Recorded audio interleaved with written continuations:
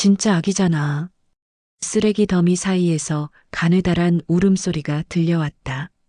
나는 그 소리를 따라갔다. 서울역 뒷골목, 철거를 앞둔 낡은 건물 기둥 사이였다. 한겨울 칼바람이 뼛속까지 파고드는 그곳에서 나는 낡은 신문지를 이불 삼아 덮고 있었다. 빈 소주병을 가슴에 끌어안은 채로 불과 몇 년 전만 해도 나는 수백 명의 직원을 거느린 천재 기술자였다. 내가 설계한 알고리즘은 업계의 판도를 바꿀 만큼 대단한 것이었다. 사람들은 나를 미래를 이끌 인재라 불렀다. 하지만 그건 전부 과거 얘기다. 배신당했다. 가장 믿었던 사람한테 뒤통수를 맞았다. 내 평생을 바쳐 만든 기술은 하룻밤 사이에 남의 것이 됐고 회사는 순식간에 무너졌다. 부모님은 그 충격을 이기지 못하고 쓰러지셨고 나는 장례를 치를 돈마저 빌려야 했다. 세상이 나를 완전히 버렸다. 처음엔 하루 이틀만 버티면 다시 일어설 수 있을 거라 믿었다. 그런데 한두 달이 지나고 어느새 1년이 가까워지니 그런 희망 같은 건 싹 사라져버렸다. 사람들은 나를 쳐다보지도 않았다. 길에 쓰러진 짐승 피하듯이 슬슬 돌아갔다. 살고 싶다는 생각 자체가 없었다. 원망도 분노도 전부 말라버렸다. 그저 이 차가운 바닥에서 오늘 밤 그대로 눈을 감으면 영영 안 깨어났으면 좋겠다는 생각뿐이었다. 나는 떨리는 손으로 빈 소주병을 들어 올렸다. 병을 거꾸로 흔들어 봤지만 남은 건 몇 방울도 안 됐다. 그 몇 방울마저 목구멍으로 털어넣고는 빈 병을 가슴에 끌어안았다. 이것마저 끝이네. 그때였다. 정막을 깨고 가느다란 소리가 들려왔다. 처음엔 길고양이 울음인 줄 알았다. 서울역 뒷골목엔 쓰레기 뒤지는 들고양이가 많았으니까. 대수롭지 않게 귀를 막으려 했다. 근데 그 소리는 고양이 울음이 아니었다. 분명히 아기 울음소리였다. 설마 이런데 아기가 있을 리 없다고 생각했다. 하지만 울음소리는 점점 더 선명해졌다. 가늘고 힘없고 금방이라도 끊어질 것 같은 울음. 나는 굳어버린 몸을 억지로 일으켰다. 온몸 관절이 삐걱거렸고 오랜 실조 탓에 눈앞이 핑 돌았다. 그래도 그 울음소리를 외면할 수가 없었다. 뭔가에 이끌리듯 나는 비틀비틀 소리나는 쪽으로 걸어갔다. 쓰레기 더미 사이였다.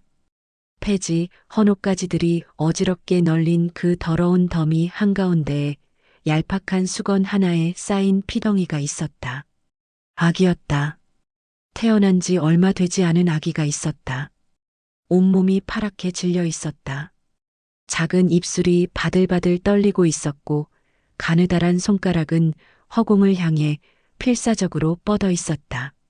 나는 그 자리에 얼어붙었다. 누가 이런 짓을 한 걸까? 세상에 어떻게 이렇게 잔인할 수가 있나? 멍하니 아기를 내려다보았다.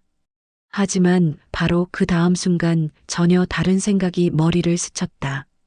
신고해야 하나? 나는 중얼거리다가 고개를 세차게 저었다. 아니야, 안 돼. 나 같은 노숙자가 아기를 데려가면 어떻게 되겠어? 유괴범으로 뒤집어 쓰는 거지. 경찰이 와서 내 신분 확인하는 순간 과거가 다 드러나. 그럼 난 끝장이야. 한 발짝 뒤로 물러섰다. 내 인생도 쓰레기통인데 누굴 도와. 나 자신 하나 못 건지면서 비겁하게 고개를 돌렸다. 아기 울음소리가 등 뒤에서 칼날처럼 파고들었지만 나는 이를 악물고 그 자리를 벗어나려 했다. 바로 그때였다. 누군가 내 소매 끝을 필사적으로 붙잡았다. 철수였다. 나와 함께 이 길바닥에서 지내온 동료 노숙자였다. 한때는 건설 현장에서 일하던 인부였는데 사고로 다리를 다친 뒤로 일자리를 잃고 거리로 나왔다고 했다. 나보다 10살은 더 많았고 겨울마다 심해지는 기침 때문에 온몸이 망가져 있었다. 며칠 전부터 철수의 상태가 심상치 않았다. 기침할 때마다 피가 섞여 나왔고 숨 쉴 때마다 가슴에서 그르렁거리는 소리가 났다. 내가 병원 가보자고 했지만 철수는 손을 내저었다. 자기가 이제 끝이라는 걸 스스로 알고 있었던 거다. 그런 철수가 지금 남은 힘을 전부 짜내서 내 소매를 붙잡고 있었다. 철수는 가쁜 숨을 몰아쉬며 품 안에서 뭔가를 꺼냈다. 꼬질꼬질한 비닐봉지였다. 떨리는 손으로 그 봉지를 내 손바닥에 꾹 눌러주었다. 봉지를 열어보니 안에는 구겨진 지폐와 동전들이 빼곡히 들어있었다. 31만 4천 원. 철수가 길바닥에서 구걸하고 폐지 모으고 빈캔 주워 팔면서 평생 모은 전 재산이었다. 이게 뭐야, 철수 씨. 이건 안 돼. 철수가 내 손을 꽉 움켜쥐었다. 목소리는 바스락거리는 마른 낙엽 같았지만 그 안에 담긴 간절함은 세상 어떤 외침보다 강렬했다. 김형.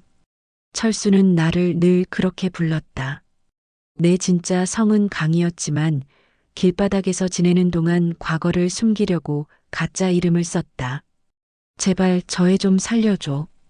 철수의 눈에서 눈물이 흘러내렸다. 저 피덩이가 무슨 죄야. 세상에 나온 지 얼마나 됐다고 저렇게 버려져서 얼어 죽게 생겼어. 저걸 버린 놈들은 짐승이지 사람이 아니야. 철수가 내 손을 더 세게 쥐었다. 근데 우리는 사람 아닌가. 형, 나는 이제 끝이야. 오늘 밤 못 넘겨. 하지만 형은 달라. 형은 아직 살 수 있어. 철수의 목소리가 갈라졌다. 하늘이 우리 같은 놈들한테 사람 구실하라고 저 애를 보낸 거야. 제발 형이 살려줘. 나는 아무 말도 못했다. 목구멍이 막혀서 말이 안 나왔다. 철수의 손이 천천히 힘을 잃어갔다. 그렇게 철수는 눈을 감았다. 나는 한참 동안 그 자리에서 움직이지 못했다. 31만 4천 원이 든 봉투와 차갑게 식어가는 친구의 몸을 번갈아 보며 멍하니 서 있었다. 쓰레기 더미 사이에서 아기 울음소리가 다시 들려왔다. 아까보다 더 약해진 울음이었다. 금방이라도 꺼져버릴 것 같은 생명의 불씨였다. 나는 떨리는 손으로 내가 덮고 있던 낡은 패딩 점퍼를 벗었다. 그리고 철수의 차가운 몸 위로 조심스럽게 덮어주었다. 미안하네, 철수 씨. 떠나는 길에 해줄 수 있는 게 이것뿐이라. 거기선 춥지 마시게. 내 눈에서 뜨거운 눈물이 흘러내렸다. 눈물을 흘린 게 대체 얼마만인지 기억도 안 났다. 지금 이 순간 뭔가가 가슴 깊은 곳에서 터져나오고 있었다. 나는 몸을 일으켜 쓰레기 더미 쪽으로 걸어갔다. 아기는 울음을 멈추고 있었다. 울 힘조차 없어진 건지 아니면 이미 너무 늦은 건지. 심장이 벌렁거렸다. 제발, 제발 살아있어라. 무릎을 꿇고 아기에게 다가갔다. 아기의 눈이 열려 있었다. 파랗게 질린 입술, 가느다랗게 떨리는 손가락. 하지만 아기의 눈동자만큼은 맑고 깊었다. 어둠 속에서도 빛나는 별처럼 그 작은 눈이 나를 똑바로 올려다보고 있었다. 온몸에 전율이 일었다. 살려달라고, 나를 구해달라고 그 맑은 눈동자가 말하고 있었다. 떨리는 손으로 아기를 품에 안았다. 얼음장처럼 차가운 몸이었다. 내 체온이라도 전해주려는 듯 아기를 가슴 깊숙이 끌어안았다. 이 아이를 살려야 해. 중얼거렸다. 아니, 이 아이를 살려야 나도 다시 살 수 있어. 철수가 남긴 31만 4천 원을 품에 넣고 일어섰다. 이 돈으로 일단 방부터 구해야 했다. 이 피덩이를 살리려면 단 한 칸이라도 따뜻한 방이 있어야 했다. 아기를 소중히 안고 뛰기 시작했다. 서울역 주변 허름한 골목들을 헤매며 가장 싼 방을 찾아다녔다. 여간마다 내 꼴을 보고는 손사래를 쳤다. 하지만 나는 포기하지 않았다. 마침내 후미진 골목 끝에서 낡은 여인숙을 발견했다. 한 달 월세 30만 원. 철수가 남긴 돈을 내밀었다. 주인은 의심스러운 눈으로 나를 훑어보았지만 현금을 확인하고는 마지못해 열쇠를 건넸다. 좁고 낡은 쪽방이었지만 바닥에는 온기가 있었다. 조심스럽게 아기를 장판 위에 내려놓았다. 그 순간 아기의 작은 손이 움직였다. 내 색깔맣게 그을린 손가락을 향해 뻗더니 꽉 움켜쥐었다. 그 힘에 나는 무너져 내렸다. 울음이 터졌다. 아기 손을 잡은 채로 엉엉 울었다. 그래, 다시 살자. 눈물 속에서 말했다. 내가 너를 위해서라도 다시 사람이 되어 볼게. 내가 너를 지켜줄게. 아기 목에 걸린 것을 발견했다. 줄이 끊어진 금목걸이였다. 누군가가 아기에게 남긴 유일한 흔적이었다. 그 목걸이를 손에 쥐며 굳게 다짐했다. 이제 나는 길바닥의 노숙자가 아니었다. 이 아이를 지켜내야 할 아버지로 다시 태어난 것이다. 그날 밤 나는 한숨도 못 잤다. 이 아이를 살리긴 했는데 그 다음은 어떻게 해야 하지? 머릿속이 복잡해졌다. 하지만 가장 먼저 해야 할 일이 있었다. 이 아이에게 이름을 지어줘야 했다. 창밖을 바라보았다. 동이 트기 시작하고 있었다. 어둡던 하늘이 조금씩 밝아지면서 푸른빛이 번져나오고 있었다. 하늘. 내 입에서 절로 그 말이 흘러나왔다. 너는 하늘이다. 강하늘. 철수가 마지막으로 남긴 말이 떠올랐다. 하늘이 우리 같은 놈들한테 사람 구실하라고 저 애를 보낸 거야.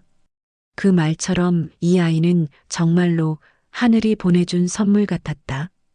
며칠 뒤 나는 아기를 품에 안고 구청을 찾았다. 가슴이 두근거렸다. 입적 창구 앞에 앉았을 때 손이 떨려서 볼펜을 제대로 잡을 수가 없었다. 담당 직원이 서류를 내밀며 물었다. 아기 아버지 되시는 분 맞죠? 성함이랑 주민번호 적어주시고요. 아기 이름이랑 생년월일도 기재해 주세요. 잠시 망설였다. 자신의 진짜 이름을 써야 하나 말아야 하나. 강성진이라는 이름 석자를 쓰는 순간 과거가 다 드러날 수도 있었다. 도산한 회사 대표, 빚더미에 짓눌려 야반도주한 사람. 그 꼬리표가 다시 붙을 수도 있었다. 하지만 볼펜을 꽉 쥐었다. 이 아이에게만큼은 떳떳한 아버지가 되고 싶었다. 숨어 살고 도망 다니는 아버지 말고 당당하게 얼굴을 들고 사는 아버지가 되어주고 싶었다. 또박또박 이름을 적었다.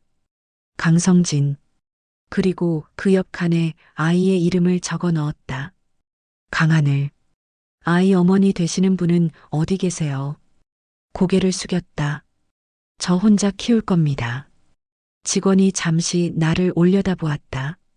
때가 낀 옷, 갈라진 손, 며칠째 못 씻은 듯한 얼굴. 어떤 사연이 있는지는 모르겠지만 그래도 아이를 책임지겠다고 나선 아버지의 눈빛만큼은 진지했다. 알겠습니다. 미혼부 출생신고 처리해 드릴게요. 그렇게 서류가 완성되었다. 세상은 강성진을 망한 사업가로 기억하겠지만 이 법 서류 속에서 그는 그저 신분 미상의 아기를 거둔 평범한 미혼부였다. 핏줄 한 방울 섞이지 않았지만 종이 위에 나란히 적힌 두 이름. 강성진과 강하늘. 그렇게 핏줄보다 진한 이름의 인연이 시작된 거다. 그런데 이 아이 처음부터 뭔가 달랐다. 돌이 되기 전이었다. 내가 장난삼아 숫자가 적힌 블록을 보여줬는데 하늘이가 옹알이를 했다. 1, 2, 3. 처음엔 우연이라고 생각했다. 그런데 다음 날도 똑같았다. 설마 이게 되는 거야. 깜짝 놀라 다른 숫자를 보여줬다. 하늘이는 틀리지 않고 따라 읽었다. 3살 때는 더 놀라운 일이 있었다. 한번 가본 길을 절대 안 잊어버렸다. 내가 일부러 다른 길로 가면 아빠 이쪽 아니야. 아까 저쪽으로 갔잖아. 라고 했다. 몇 달 전에 한 번 간 곳도 정확히 기억했다. 소름이 돋았다. 이건 그냥 똑똑한 정도가 아니었다. 하지만 나는 일부러 모른 척했다. 괜히 소문나서 이상한 사람들이 아이에게 관심 가지면 안 될 것 같았다. 그냥 평범하게 남들처럼 키우고 싶었다. 그로부터 몇 년이 더 흘렀다. 내 삶은 온통 거친 흙먼지와 기름때로 가득했다. 낮에는 건설 현장에서 일했다. 쉴 수가 없었다. 하루라도 일을 안 하면 그날 저녁 하늘이 밥상에 반찬 하나가 줄어드니까 허리가 끊어질 것 같아도 무릎이 욱신거려도 삽을 놓지 않았다. 밤에는 고물상에서 또 다른 일을 했다. 남들이 버린 가전제품을 분해해서 쓸만한 부품을 골라내는 일이었다. 그런 것들을 하나하나 뜯어서 팔 만한 부품이 있으면 따로 모아뒀다. 고물상 사장이 퇴근하면서 물었다. 성진 씨, 오늘도 이렇게 늦게까지 하는 거야. 네, 조금만 더 할게요. 내일 애 학용품 사줘야 해서요. 참 자식 키우는 게 쉽지 않지. 그래도 성진 씨처럼 악착 같은 아버지 요즘 못 봤어. 사장은 그렇게 말하고 가게 문을 닫았다. 기름때 묻은 손을 바지에 쓱쓱 닦으며 일을 계속했다. 그래도 나는 웃었다.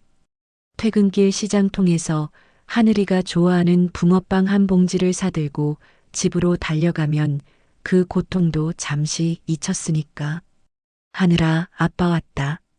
문을 열고 들어서면 7살 하늘이가 방에서 뛰어나왔다. 아빠, 붕어빵이다. 하늘이는 봉지를 받아들고 환하게 웃음을 지었다. 그 웃음 하나면 하루 종일 쌓인 피로가 싹 풀리는 것 같았다. 하늘이는 그런 아빠의 고단함을 먹고 영특하게 자라났다. 또래 아이들이 장난감 로봇이나 인형을 가지고 놀 때 하늘이는 아빠와 함께 고무를 분해하고 조립하는 놀이를 했다. 고장난 라디오를 뜯어서 부품을 살펴보고 멈춰버린 시계를 열어서 톱니바퀴가 어떻게 맞물리는지 들여다보았다. 아빠, 이건 왜 여기 들어가? 그건 말이야. 저 부품이랑 연결돼서 움직이는 거야. 혼자서는 안 돌아가는데 같이 있으면 돌아가거든. 오, 친구 같은 거네. 혼자 있으면 심심하고 같이 있으면 재밌는 거. 하, 그래. 우리 하늘이가 잘 이해했네. 그런 놀이를 하다 보니 하늘이는 기계를 다루는 감각이 남달랐다. 어디가 고장인지 금방 알아챘고 어떻게 고치면 되는지도 척 짚어냈다. 그 중에서도 하늘이가 제일 좋아하는 장난감이 있었다. 아빠가 유일하게 과거에서 챙겨온 낡은 가죽 노트였다. 그 노트에는 복잡한 수식과 미완성 설계도가 빼곡히 적혀 있었다. 사실 그건 내가 참아 버리지 못해 품고 있던 것이었다.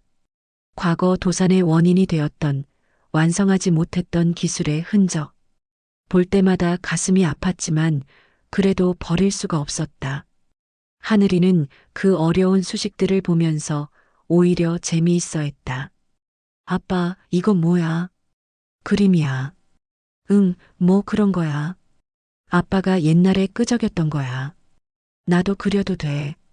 그래, 그려도 돼. 맘껏 마음대로 그려.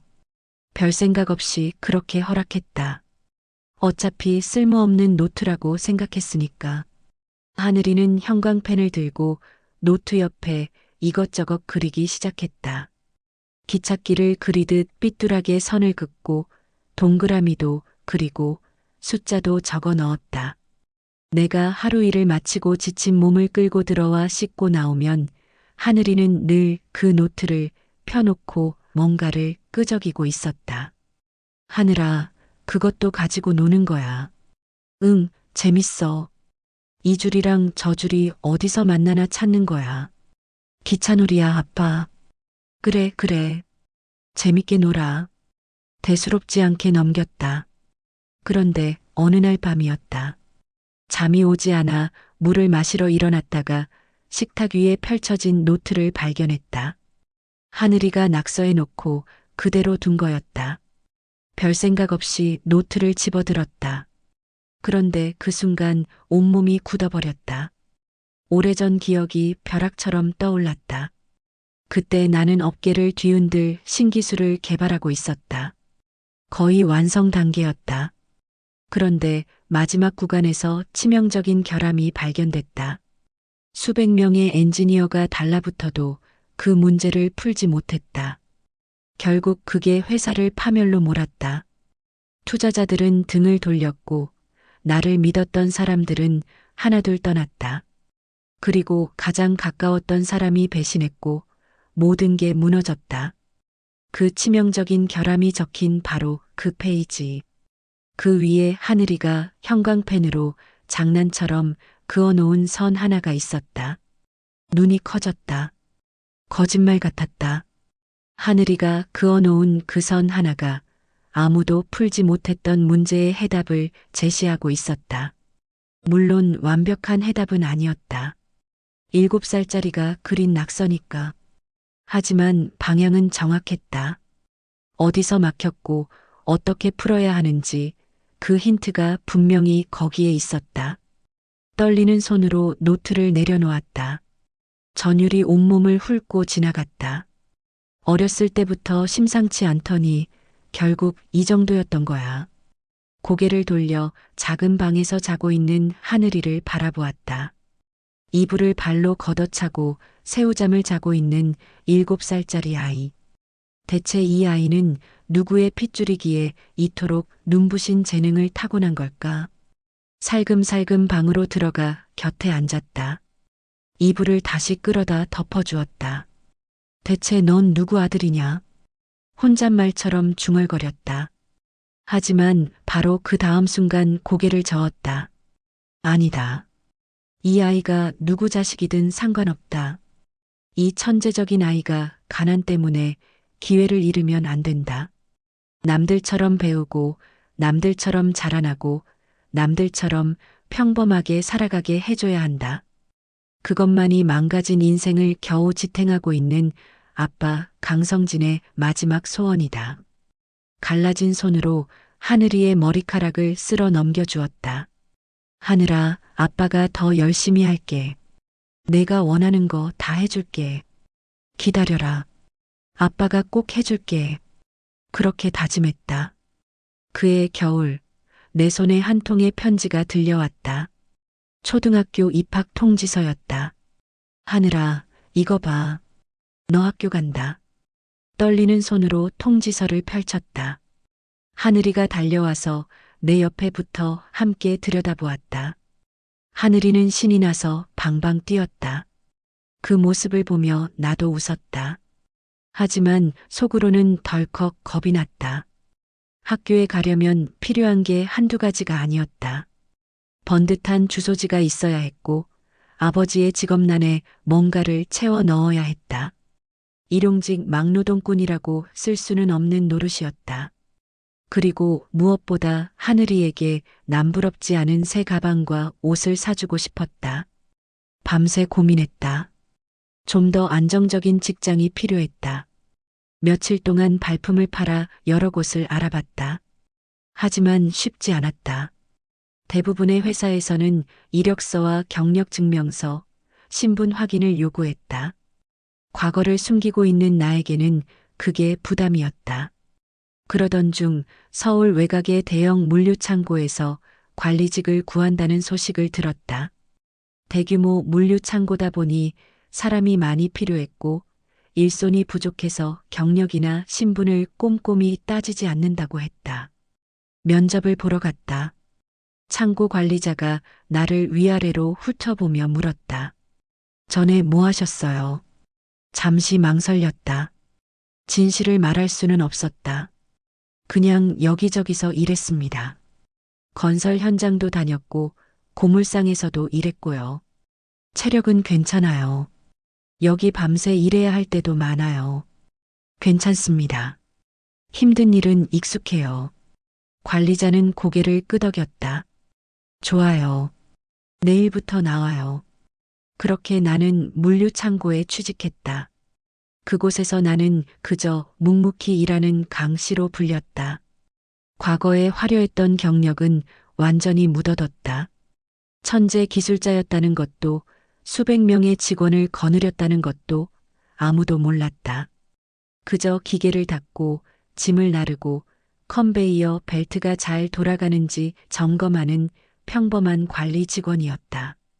강 씨, 이쪽 좀 도와줘요. 불려가는 대로 뛰어다니며 일했다. 밤낮 없이 일했다. 하늘이의 입학식 날 번듯한 아빠로 서고 싶었으니까. 그렇게 8살이 된 하늘이의 입학식까지 한 달 남짓 남은 어느 날 밤이었다. 나는 야간 근무 중이었다. 창고에는 컨베이어 벨트가 돌아가는 소리와 지게차 엔진 소리로 시끄러웠다. 수만 개의 물건들이 벨트 위를 흘러가고 있었다. 그때였다. 갑자기 굉음이 울려 퍼졌다. 쾅 하는 소리와 함께 창고 전체가 흔들리는 것 같았다. 컨베이어 벨트가 멈췄다. 조명이 깜빡거렸고 제어판에서 붉은 경고등이 미친 듯이 전멸했다. 뭐야, 무슨 일이야. 사람들이 소리치며 뛰어다니기 시작했다.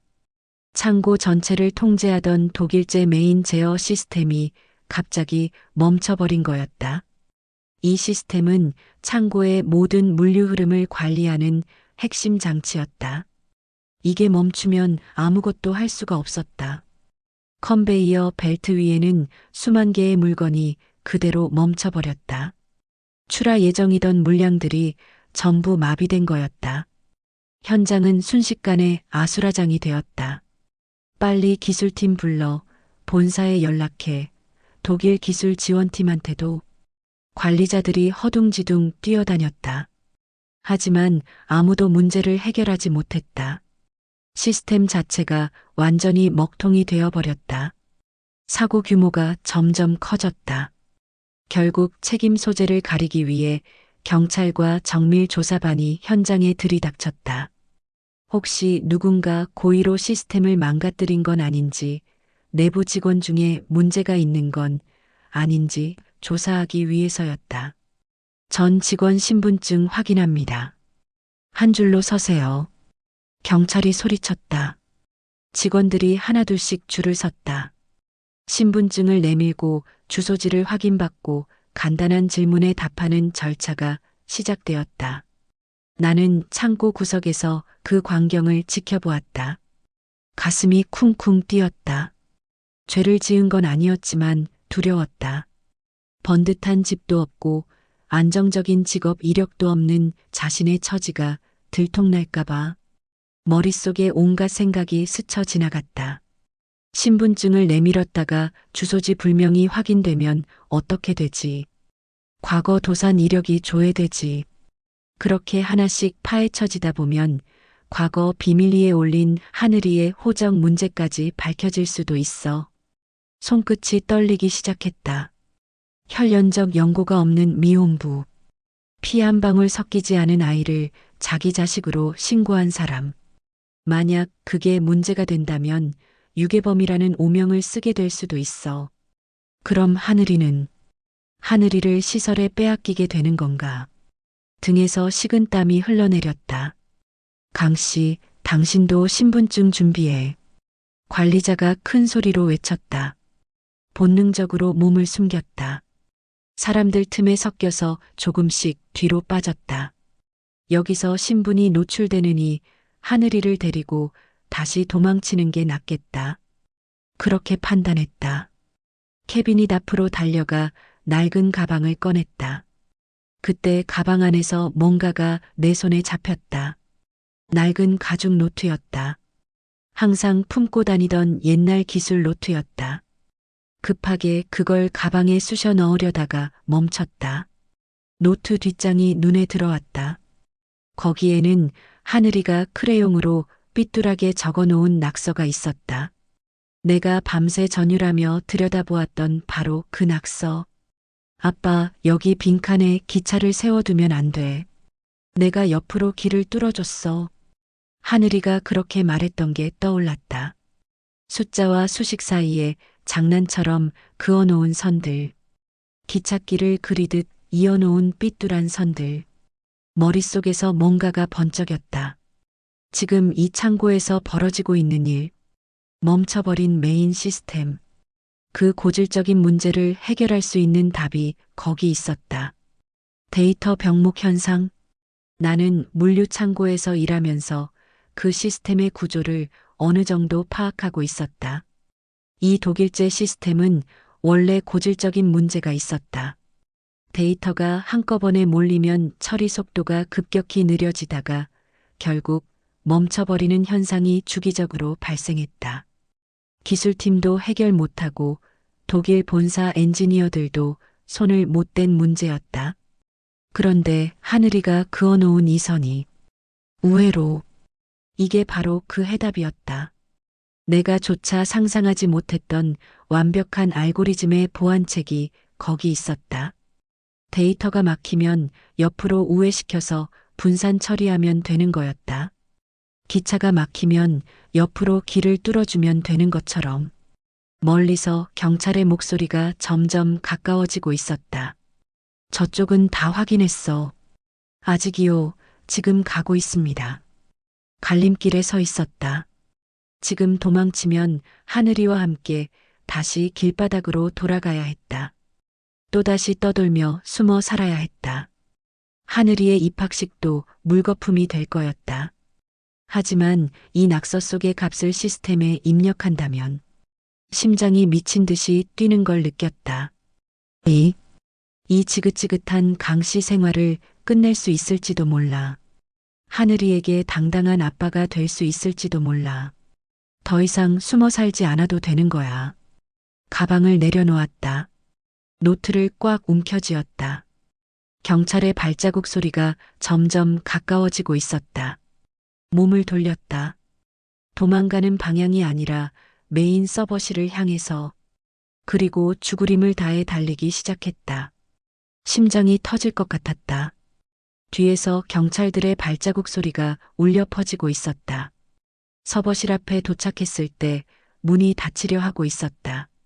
자동문이었다. 천천히 닫히고 있는 육중한 철문.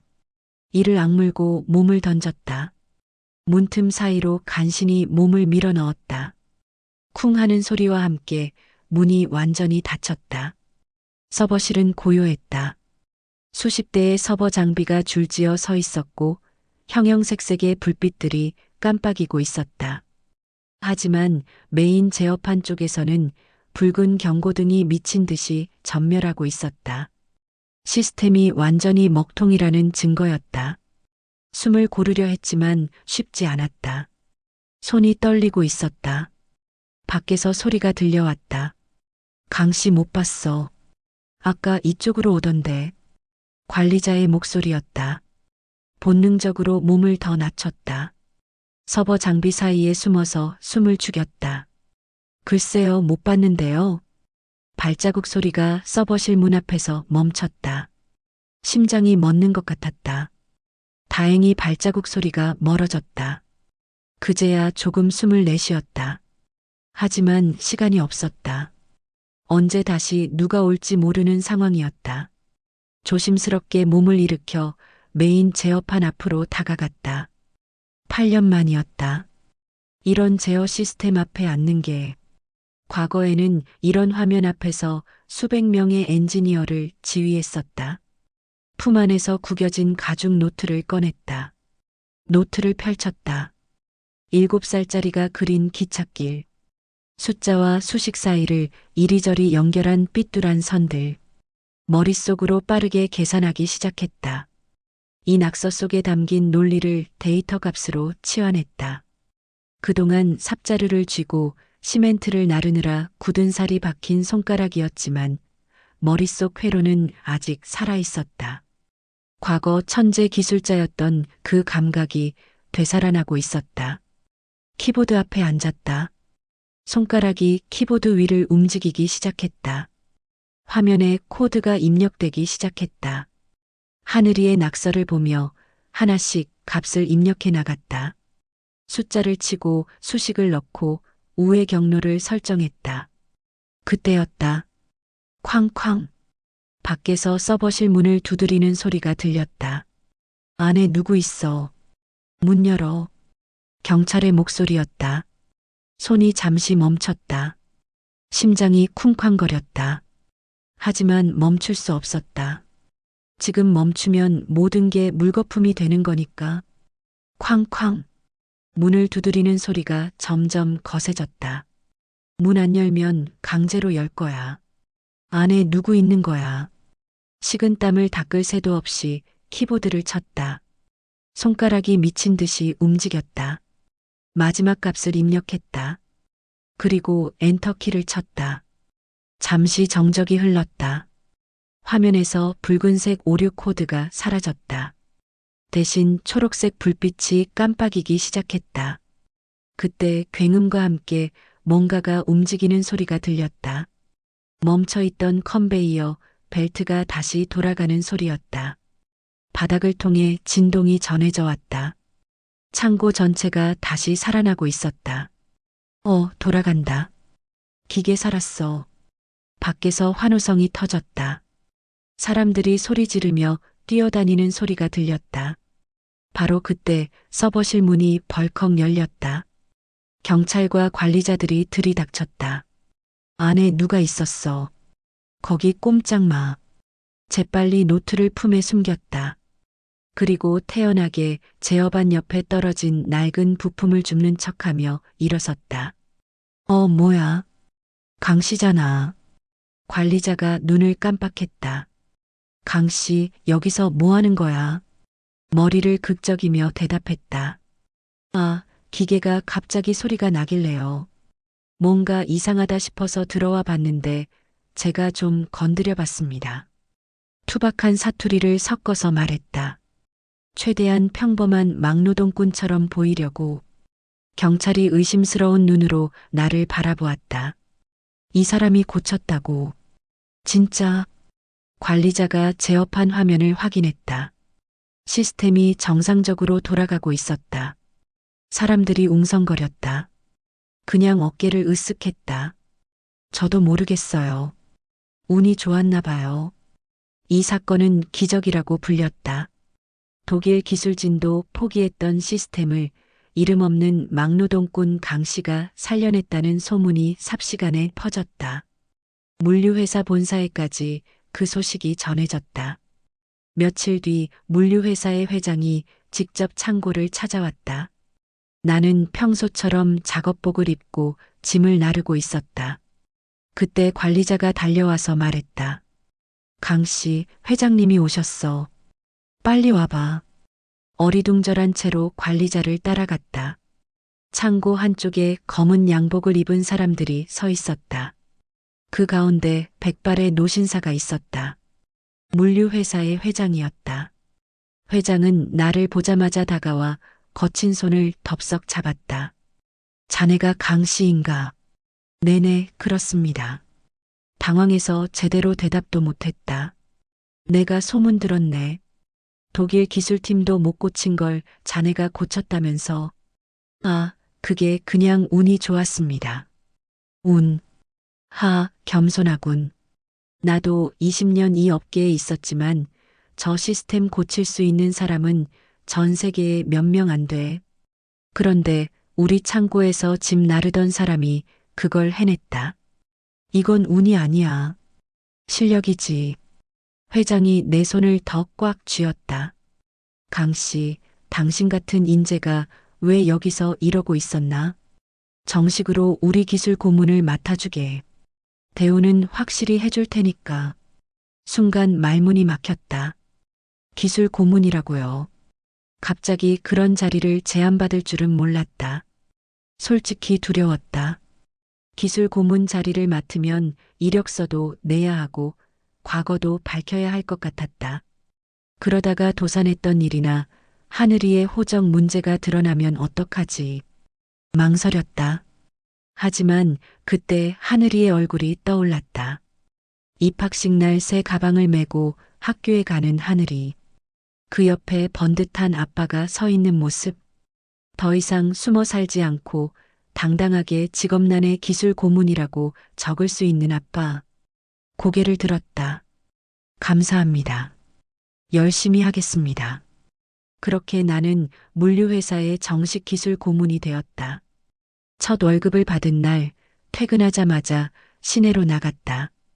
백화점에 들어갔다. 아동복 매장 앞에서 한참을 서성거렸다. 예전에는 감히 들어갈 엄두도 못 냈던 곳이었다. 파란색 책가방을 골랐다. 하늘이가 그토록 갖고 싶어 하던 거였다. 가방 옆에 빳빳한 새 옷도 골랐다. 흰 셔츠, 검은 바지, 단정한 조끼. 입학식 날 입으면 딱 좋을 옷이었다. 그리고 무엇보다 전자제품 매장으로 향했다. 최신형 컴퓨터 한 대를 샀다. 지금까지 하늘이는 고물상에서 주워온 구식 기계들만 가지고 놀았다. 화면이 반쯤 나간 모니터, 키보드가 망가진 본체. 그런 것들이었다. 하지만 이제는 달랐다. 제대로 된 컴퓨터를 사줄 수 있었다. 집에 돌아왔을 때 하늘이는 아직 깨어 있었다. 아빠, 오늘 늦었네. 응, 아빠가 선물 사왔어. 봉지를 하나씩 열어 보여주었다. 짜잔, 파란색 가방이야. 하늘이의 눈이 휘둥그레졌다. 이거 내가 갖고 싶었던 거잖아. 아빠, 진짜. 그럼 진짜지. 이것도 봐. 옷을 꺼내 보여주었다. 우와, 옷도 샀어, 아빠. 하늘이가 방방 뛰었다. 그리고 이것도. 마지막으로 컴퓨터 박스를 꺼냈다. 하늘이는 한동안 말을 잃었다. 눈만 껌뻑거리며 박스를 바라보았다. 아빠, 이거 진짜야. 응, 진짜야. 이제 고장난 기계 말고 제대로 된 걸 써. 하늘이의 눈에 눈물이 글썽거렸다. 아빠, 고마워. 하늘이가 내 품에 안겼다. 아이를 꽉 안아주었다. 그날 밤 컴퓨터를 설치해 주었다. 하늘이는 신이 나서 이것저것 눌러보았다. 예전 가죽 노트를 스캔해서 화면에 띄워주었다. 하늘이가 크레용으로 그렸던 낙서들. 숫자와 수식 사이에 그어놓은 선들. 그게 화면에 떠오르자 하늘이는 신기한 듯 들여다보았다. 아빠, 내가 그린 거다. 그래, 하늘이가 그린 거야. 이게 아빠를 도와줬어. 진짜 내가. 응, 하늘이 덕분에 아빠가 좋은 일 생겼어. 하늘이는 좋아서 씩 웃었다. 그리고 작은 손가락으로 키보드를 두드리기 시작했다. 아직 뭐라는 건지는 모르겠지만 뭔가를 입력해 보려고 시도하는 모습이었다.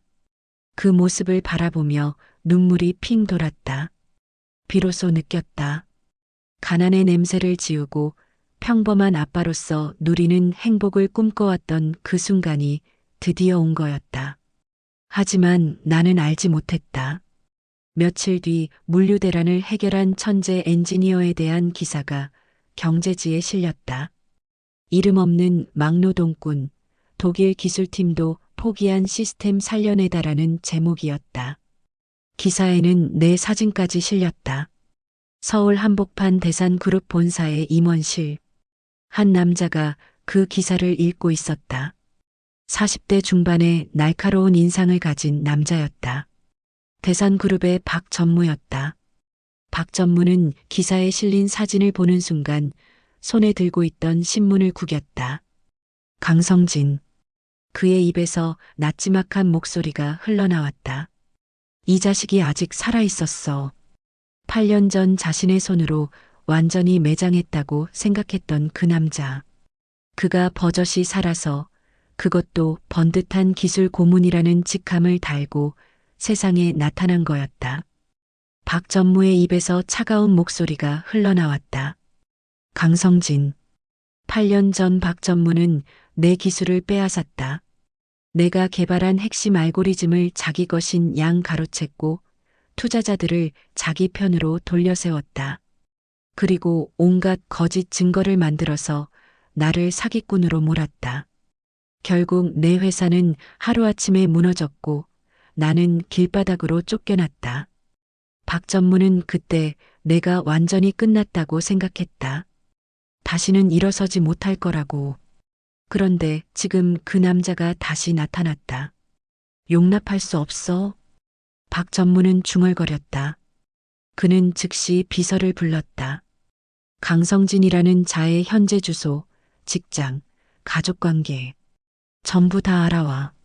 하나도 빠짐없이. 알겠습니다. 비서가 고개를 숙이고 나갔다. 며칠 뒤 비서가 보고서를 들고 왔다. 강성진, 현재 서울 외곽의 한 물류회사에서 기술 고문으로 근무 중입니다. 주소지는 서울 변두리의 낡은 빌라이고요. 가족 관계는 아들이 한 명 있습니다. 아들. 박 전무의 눈이 가늘어졌다. 네, 강하늘. 올해 8살이고 근처 초등학교에 다니고 있습니다. 박 전무는 잠시 생각에 잠겼다. 그러다가 입꼬리를 올렸다. 아들이 있으면 약점이 있다는 거지. 좋아. 내가 직접 확인해 봐야겠어. 박 전무는 그날부터 나를 감시하기 시작했다. 직접 검은색 승용차를 몰고 내가 사는 빌라 근처에 가서 잠복했다. 자기 눈으로 직접 보고 싶었다. 내가 어떻게 사는지, 어떤 약점이 있는지 확인하고 싶었다. 나는 아침 일찍 집을 나섰다. 출근하는 모습이었다. 낡은 가방을 메고 허름한 옷을 입고 버스 정류장으로 향했다. 박 전무는 그 모습을 보며 비웃었다. 꼴 좋다. 기술 고문이라면서 저 모양이야. 그렇게 지켜보던 며칠 후 오후였다. 박 전무는 평소처럼 차 안에서 빌라를 지켜보고 있었다. 내가 어쩐 일로 일찍 퇴근해서 집으로 들어가고 있었다. 그때 골목 저편에서 한 아이가 뛰어오는 게 보였다. 학교를 마친 아이였다. 파란색 책가방을 메고 깔끔한 새 옷을 입고 달려오고 있었다. 아빠. 아이가 큰 소리로 외쳤다. 나는 뒤를 돌아보았다. 그리고 환하게 웃으며 팔을 벌렸다. 하늘아. 아이가 내 품으로 뛰어들었다. 나는 아이를 번쩍 안아 올렸다. 두 사람은 빙글빙글 돌며 웃었다. 아빠, 오늘 학교에서 칭찬받았어. 진짜, 우리 하늘이 뭐 했는데. 수학 시험에서 100점 맞았어. 와, 대단하다. 아빠가 오늘 맛있는 거 사줄게. 박 전무는 그 모습을 차 창문 너머로 지켜보고 있었다. 그런데 갑자기 박 전무의 얼굴에서 핏기가 싹 빠졌다. 그는 소스라치게 놀라 차 창문을 내렸다. 눈을 비비고 다시 보았다. 아이의 얼굴. 그 얼굴을 본 순간 박 전무의 심장이 얼음물에 담긴 듯 차갑게 식어버렸다.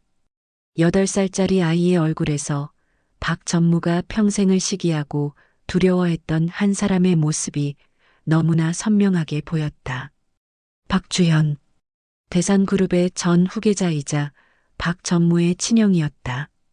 8년 전 형은 아내와 함께 사고로 세상을 떠났다. 갓난아기를 남긴 채로. 그 후 갓난아기는 행방불명되어 사망 처리되었다. 그 덕분에 박 전무는 대상그룹의 모든 권력을 손에 넣을 수 있었다. 말도 안 돼. 박 전무의 입에서 신음 같은 소리가 흘러나왔다. 저 얼굴이 왜 저기 있어.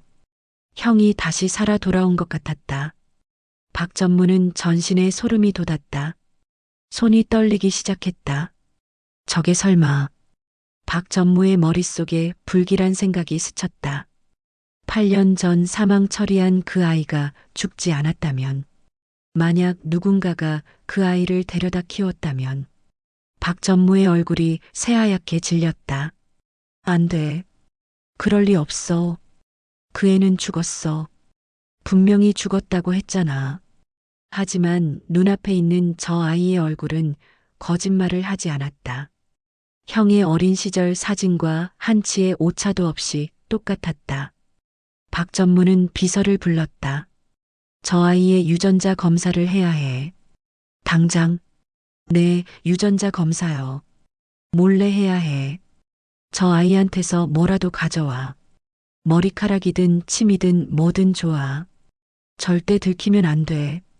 비서는 어리둥절했지만 고개를 끄덕였다. 다음 날 비서는 하늘이가 다니는 학교 근처에서 잠복했다. 점심시간이 되자 아이들이 운동장으로 쏟아져 나왔다. 하늘이도 친구들과 함께 뛰어놀고 있었다. 비서는 멀리서 지켜보다가 기회를 노렸다. 잠시 후 하늘이가 손수건을 꺼내 땀을 닦았다. 그리고 친구들과 술래잡기를 하다가 그 손수건을 바닥에 떨어뜨렸다. 이름표가 달린 손수건이었다. 강하늘이라고 적혀 있었다. 하늘이는 손수건을 떨어뜨린 줄도 모르고 친구들과 뛰어갔다. 비서는 재빨리 다가가서 그 손수건을 주었다. 그리고 아무 일도 없었던 것처럼 그 자리를 떠났다. 사흘 뒤 박 전무의 책상 위에 유전자 검사 결과지가 놓였다. 박 전무는 떨리는 손으로 봉투를 뜯었다. 결과지를 펼쳐들었다. 강하늘과 고 박주연의 유전적 일치율 99.9%. 박 전무의 손에서 종이가 바스락거렸다. 의심의 여지가 없었다. 저 아이는 죽은 줄 알았던 형의 아들이었다. 대산그룹의 진짜 주인. 박 전무가 가로챈 모든 부와 권력을 단숨에 되찾아갈 수 있는 적통 후계자. 박희경. 그게 저 아이의 진짜 이름이었다. 어떻게 이럴 수가. 박 전무는 의자에 털썩 주저앉았다. 등줄기를 타고 식은땀이 흘러내렸다. 8년 전의 일이 머릿속을 스쳐지. 그날 저녁 박 전무는 내가 사는 빌라 앞에 나타났다. 나는 막 퇴근해서 집으로 들어가려던 참이었다. 그때 검은 승용차가 앞을 가로막았다. 뭐야, 이 차는. 의아해하며 발걸음을 멈췄다. 차문이 열렸다. 박 전무가 내렸다. 내 얼굴이 굳어졌다. 8년 만이었다. 자신을 파멸로 몰아넣었던 그 남자의 얼굴. 이를 악물었다. 내가 왜 여기 있어? 목소리가 차갑게 가라앉았다. 박 전무가 비웃듯 웃었다. 오랜만이네, 강성진. 기술 고문이 다 됐다면서. 꼴 좋다. 정말. 할 말 있으면 해. 아니면 꺼져. 박 전무를 노려보았다. 박 전무가 한 걸음 다가왔다. 그리고 서늘한 목소리로 말했다. 강성진, 너 사람 뒤통수 치는 재주가 여전하구나. 뭔 소리야? 그의 말이야. 내 아들이라고 하던데. 눈이 커졌다. 하늘이. 하늘이가 왜? 박 전무가 내 멱살을 확 움켜잡았다. 그 애 어디서 났어? 대체 누군지 알고 그 애를 끼고 산 거야. 박 전무의 손을 뿌리쳤다. 이 미친놈이 뭐라는 거야? 내 아들한테 손대지 마. 내 아들. 하, 웃기고 있네. 내가 무슨 수로 그 애를 손에 넣은 거냐고. 박 전무의 눈이 광기로 이글거렸다. 나는 박 전무가 왜 이토록 미친 듯이 아이의 출처를 묻는지 이해할 수 없었다. 그저 과거의 원한 때문에 자신을 괴롭히려는 것이라고만 생각했다. 나를 망하게 하더니 이젠 내 아들까지 건드리려고. 내가 아무리 그래도 내 아들은 내가 지켜. 소리쳤다. 박 전무는 내 눈빛을 보았다. 그 눈빛에서 내가 아직 진실을 모르고 있다는 걸 직감했다. 아이가 누구인지, 어떤 피가 흐르는지 전혀 모르고 있는 눈빛이었다. 이 바보 같은 놈. 박 전무는 속으로 비웃었다. 하지만 오히려 그 무지가 더 위험하다고 판단했다. 내가 진실을 알게 되면 더 큰 문제가 생길 테니까. 박 전무는 한 발짝 물러섰다. 좋아. 두고 보자. 이번엔 내가 다시는 못 일어나게 해주마. 박 전무가 차에 오르며 말했다. 그리고 창문을 내리고 마지막으로 한마디를 던졌다. 그 애 잘 지켜봐. 내 손에서 빼앗기기 전까지는. 차가 떠났다. 나는 한동안 그 자리에 서 있었다. 심장이 두근거렸다. 주먹을 꽉 쥐었다. 누가 건드리든 내 아들은 내가 지킨다. 나는 하늘이가 재벌가의 핏줄이라는 사실을 꿈에도 몰랐다. 그저 자식을 지켜야 한다는 아비의 본능 하나로 박 전무에게 맞설 준비를 하고 있었다. 한편 차 안에서 박 전무는 새로운 계획을 세우고 있었다. 이제 목표는 단순히 나를 파멸시키는 게 아니었다. 아이를 빼앗아야 했다. 박 전무의 입꼬리에 차가운 미소가 번졌다. 강성진, 내 인생은 이번이 마지막이야. 박 전무가 떠난 뒤 나는 며칠 동안 불안한 나날을 보냈다. 그래도 일상은 계속됐다. 아침에 하늘이를 학교에 보내고 회사에 출근하고 저녁에 퇴근해서 밥을 해먹이고 그렇게 평범한 하루하루가 이어졌다. 그날도 그랬다. 저녁 6시쯤이었다. 부엌에서 된장찌개를 끓이고 있었다. 하늘이는 거실에서 숙제를 하고 있었다. 아빠, 오늘 된장찌개야. 하늘이가 부엌을 기웃거리며 물었다. 응, 하늘이가 좋아하잖아. 두부도 넣었어. 와, 맛있겠다. 하늘이가 환하게 웃었다. 나도 따라 웃었다. 이런 순간이 행복이었다. 그때였다. 쿵쿵. 갑자기 현관문을 세게 두드리는 소리가 들렸다. 고개를 갸웃거렸다. 이 시간에 누가 온 거지? 택배도 아닐 텐데. 누구세요? 물었지만 대답이 없었다. 대신 문 두드리는 소리만 더 거세졌다. 쿵쿵. 앞치마를 두른 채로 현관으로 갔다. 문을 열었다. 그 순간 눈이 휘둥그레졌다. 경찰이었다. 제복을 입은 경찰관 4~5명이 문 앞에 서 있었다. 그 뒤로 양복을 입은 사람들도 보였다. 강성진 씨 맞습니까? 선두에 선 경찰관이 물었다. 네, 맞는데요. 무슨 일이시죠? 어리둥절한 채로 대답했다. 경찰관이 수갑을 꺼내 들었다. 강성진 씨, 당신을 영아 약취 및 유인 혐의로 긴급 체포합니다. 당신은 묵비권을 행사할 수 있으며 변호인의 조력을 받을 권리가 있습니다. 네, 영아 약취. 그게 무슨 소리예요? 믿을 수 없다는 표정으로 물었다. 경찰관들이 안으로 들이닥쳤다. 내 팔을 잡고 뒤로 꺾었다. 차가운 수갑이 손목에 채워졌다. 아빠. 하늘이가 거실에서 뛰어나왔다. 아빠가 수갑에 채워지는 모습을 보고 눈이 휘둥그레졌다. 아빠 왜 그래? 저 아저씨들 누구야? 하늘이가 울음을 터뜨리며 내게 달려왔다. 하늘아, 괜찮아, 괜찮아. 아빠 금방 올게. 다급하게 말했지만 경찰들이 나를 끌고 나가기 시작했다. 아빠 가지 마. 하늘이가 울부짖으며 내 옷자락을 붙잡았다. 하지만 양복을 입은 사람들이 하늘이를 떼어놓았다. 아이는 저희가 보호하겠습니다. 보호? 당신들 누구야? 내 아들한테 손대지 마. 소리쳤지만 소용없었다. 경찰들이 나를 억지로 끌고 나갔다. 아빠. 하늘이의 울음소리가 복도에 울려 퍼졌다. 끌려가면서도 계속 뒤를 돌아보았다. 하늘이가 낯선 사람들에게 둘러싸여 울고 있는 모습이 눈에 박혔다. 하늘아, 아빠 금방 갈게. 걱정하지 마. 그게 내가 하늘이에게 한 마지막 말이었다. 경찰서로 끌려간 나는 밤새 조사를 받았다. 취조실 불빛 아래에서 같은 말을 수십 번 반복했다.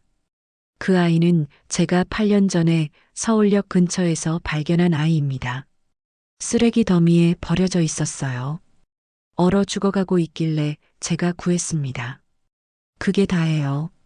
하지만 취조관들은 믿지 않았다. 강성진 씨, 거짓말해봐야 소용없습니다. 당신이 데려간 아이가 대산그룹 후계자라는 증거가 나왔어요. 유전자 검사 결과도 있고요. 대산그룹 후계자? 무슨 소리예요? 저는 그런 거 몰라요. 모른다고요. 8년 동안 키우면서 몰랐다고요. 진짜 몰랐어요. 그냥 버려진 아기를 구한 거라고요. 아무리 항변해도 취조관들은 고개를 저었다. 다음 날 나는 유치장에 수감되었다. 차가운 콘크리트 바닥, 철창으로 막힌 좁은 공간. 구석에 주저앉아 멍하니 천장을 바라보았다. 대체 무슨 일이 벌어지고 있는 건지 머릿속이 하얗게 비었다. 며칠 뒤 국선 변호사가 찾아왔다. 중년의 남자였다. 서류 뭉치를 들고 접견실에 앉았다. 표정이 어두웠다. 강성진 씨, 저는 국선 변호인으로 배정된 김 변호사입니다. 변호사님, 저 좀 살려주세요. 저는 아무 죄도 안 지었어요. 간절하게 말했다. 변호사는 한숨을 쉬었다. 강성진 씨, 솔직히 말씀드리겠습니다. 상황이 절망적입니다. 네. 이건 일반적인 실종 아동 사건이 아닙니다. 상대가 대산그룹이에요. 그쪽에서 국내 최대 로펌을 대동해서 고소를 넣었습니다. 증거도 철저하게 준비해 왔고요. 변호사가 서류를 펼쳐 보여주었다. 8년 전 사고 당시 사망 처리되었던 대산그룹의 후계자 박희겸 군의 유전자가 당신의 아들 강하늘과 일치한다는 검사 결과가 나왔습니다. 귀를 의심했다. 8년 전 박희겸? 그게 누구예요? 대산그룹 전 회장의 손자이자 유일한 적통 후계자입니다. 8년 전 부모와 함께 사고를 당해 사망 처리됐었는데 그 아이가 바로 당신이 키운 강하늘이라는 겁니다. 머리가 하얗게 비었다. 재벌집 자식이라고요. 하늘이가. 네, 이건 단순한 양육이 아니라 재벌가 상속자를 유괴한 중범죄로 다뤄지고 있습니다. 말도 안 돼. 벌떡 일어났다. 하늘이는 제가 직접 거둔 아이예요. 서울역 쓰레기 더미에서 얼어 죽어가던 피덩이를 제가 내 온기로 살려냈단 말입니다. 아무도 안 돌봐주는 아이를 제가 8년 동안 키웠어요. 철창을 붙잡고 절규했다. 변호사는 안타까운 표정으로 고개를 저었다. 그 사정은 알겠습니다. 하지만 법적으로는 상황이 다릅니다. 박 전무 측에서는 당신이 아이의 신분을 알고 전략적으로 유괴했다고 주장하고 있어요. 대산그룹의 원한을 품고 후계자를 납치해 신분을 세탁했다는 거죠. 그건 거짓말이에요. 저는 그 아이가 누군지 전혀 몰랐어요. 증명하기 어렵습니다. 객관적인 증거가 없으니까요. 무릎에 힘이 빠져 주저앉았다. 그리고 하나 더 알려드릴 게 있습니다. 변호사가 조심스럽게 말했다. 이미 아이는 친권 회복 절차를 통해 대산그룹 측으로 넘어갔습니다. 지금 재벌가 저택에 있어요. 눈이 휘둥그레졌다. 하늘이를 빼앗겼다고요. 법적으로는 본래의 보호자에게 돌려보낸 것입니다. 당신에게는 친권이 없으니까요. 그 자리에서 무너져 내렸다. 가슴 깊은 곳에서 비명 같은 울음이 터져 나왔다. 하늘아. 바닥에 쓰러진 채 오열했다. 8년이었다. 8년 동안 먹이고 입히고 재우고 안아주고 아플 때 밤새 곁을 지키고 웃을 때 함께 웃고 울 때 눈물을 닦아주었던 8년. 그 8년이 한순간에 무너져 내렸다. 변호사가 떠난 뒤 나는 유치장 구석에 웅크린 채 밤새 울었다. 머릿속이 복잡했다. 하늘이가 재벌가의 핏줄이라는 사실도 충격이었지만 더 충격적인 건 다른 거였다. 그 재벌가가 대산그룹이라는 것. 8년 전 내 기술을 빼앗고 회사를 무너뜨리고 부모님을 죽음으로 몰아넣었던 그 원수의 집안. 이를 악물었다. 그 원수의 집안 핏줄을. 나는 그것도 모른 채 8년 동안 내 목숨보다 아끼며 키워왔던 거야. 아이를 향한 그 절절했던 사랑이 법정 앞에서는 잔인한 범죄로 기록되고 있었다. 세상에 이렇게 잔인한 아이러니가 또 있을까? 유치장 천장을 바라보며 중얼거렸다. 박전무, 그 악마 같은 놈이 결국 내 인생을 2번 죽이는구나. 8년 전에는 기술과 회사와 부모님을 빼앗았고 지금은 아들까지 빼앗겼다. 하지만 나를 진짜로 미치게 하는 건 따로 있었다. 하늘이었다. 지금 이 순간 하늘이는 어디서 뭘 하고 있을까? 낯선 저택에서 낯선 사람들에게 둘러싸여 아빠를 찾으며 울고 있을 거였다. 공포에 떨면서 방 구석에 웅크리고 있을지도 몰랐다. 그 생각을 하니까 심장이 갈기갈기 찢겨나가는 것 같았다. 하늘아, 아빠가 꼭 데리러 갈게. 조금만 기다려. 아빠가 꼭 갈게. 차가운 유치장 바닥에 이마를 대고 흐느꼈다. 원수의 자식이었다는 진실보다 지금 이 순간 아빠를 기다리고 있을 하늘이의 얼굴이 떠올라 견딜 수가 없었다. 피 한 방울 섞이지 않았지만 하늘이는 내 아들이었다. 그 사실만큼은 절대로 변하지 않았다. 내가 차가운 유치장 바닥에서 뜬 눈으로 밤을 지새우고 있을 때 하늘이는 전혀 다른 세상에 있었다. 대산그룹본가 저택은 높은 담장에 둘러싸여 있었고 곳곳에 경비원들이 서 있었다. 마치 궁궐 같았지만 하늘이에게는 감옥이나 다름없었다. 하늘이는 저택 2층의 넓은 방에 갇혀 있었다. 방은 화려했다. 큰 침대, 부드러운 카펫, 최신형 텔레비전, 온갖 장난감들. 어떤 아이라도 좋아할 만한 것들이 가득했다. 밥상에는 산의 진미가 차려져 나왔다. 한 번도 먹어본 적 없는 비싼 음식들이었다. 하지만 하늘이는 손도 대지 않았다. 방구석에 웅크린 채 입을 굳게 다물고 있었다. 눈은 충혈되어 있었고 볼에는 마른 눈물 자국이 남아 있었다. 아빠. 하늘이는 혼잣말처럼 중얼거렸다. 아빠 어디 있어? 나 데리러 와. 문이 열리는 소리가 들렸다. 하늘이가 고개를 들었다. 검은 양복을 입은 남자가 들어오고 있었다. 박전무였다. 박전무는 부드러운 미소를 지으며 하늘이에게 다가왔다. 마치 인자한 숙부처럼 보이려고 애쓰는 표정이었다. 박희겸. 박전무가 하늘이를 불렀다. 하늘이는 대답하지 않았다. 그 이름이 자기 이름이라는 것도 받아들이기 싫었다. 밥을 안 먹었다면서. 맛없어. 다른 거 시켜줄까? 박전무가 하늘이 옆에 쪼그려 앉으며 말했다. 그리고 손을 뻗어 하늘이의 머리를 쓰다듬으려 했다. 하늘이는 본능적으로 몸을 피했다. 휙 하고 고개를 돌렸다. 마치 뱀을 피하듯이. 박전무의 눈이 잠깐 차갑게 변했다가 다시 부드러운 표정으로 돌아왔다. 무서워하지 마. 나는 내 숙부야. 내 진짜 가족이란다. 아저씨 누군데요? 난 아저씨 몰라요. 하늘이가 처음으로 입을 열었다. 목소리가 떨리고 있었다. 우리 아빠 어디 있어요? 아빠한테 데려다 줘요. 박전무의 입꼬리가 실룩거렸다. 아빠, 강성진 말이야. 박전무가 고개를 저었다. 박희겸 잘 들어. 저 강성진이라는 자는 내 진짜 아빠가 아니야.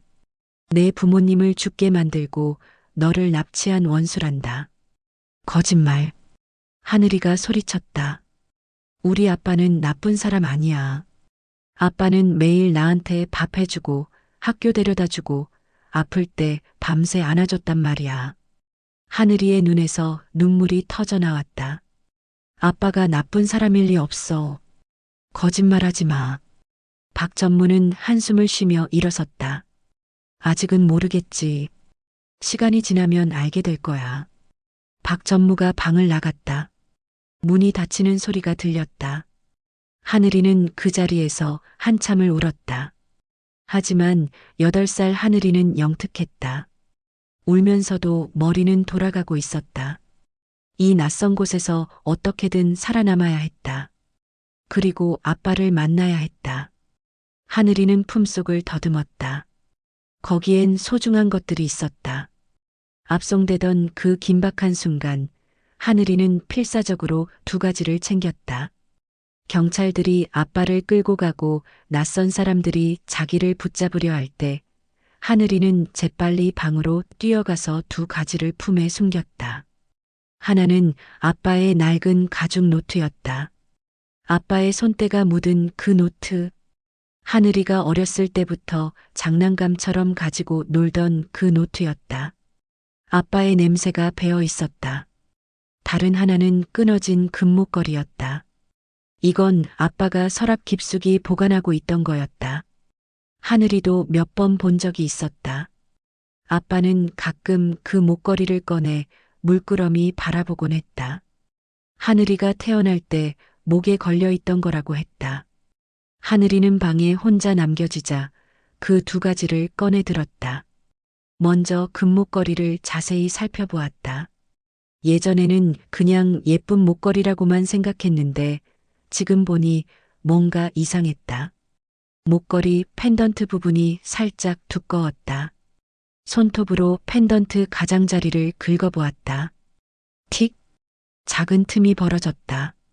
펜던트가 열렸다. 하늘이의 눈이 휘둥그레졌다. 안에 작은 칩이 들어 있었다. 이게 뭐지? 칩을 물끄러미 바라보았다. 아주 작은 칩이었다.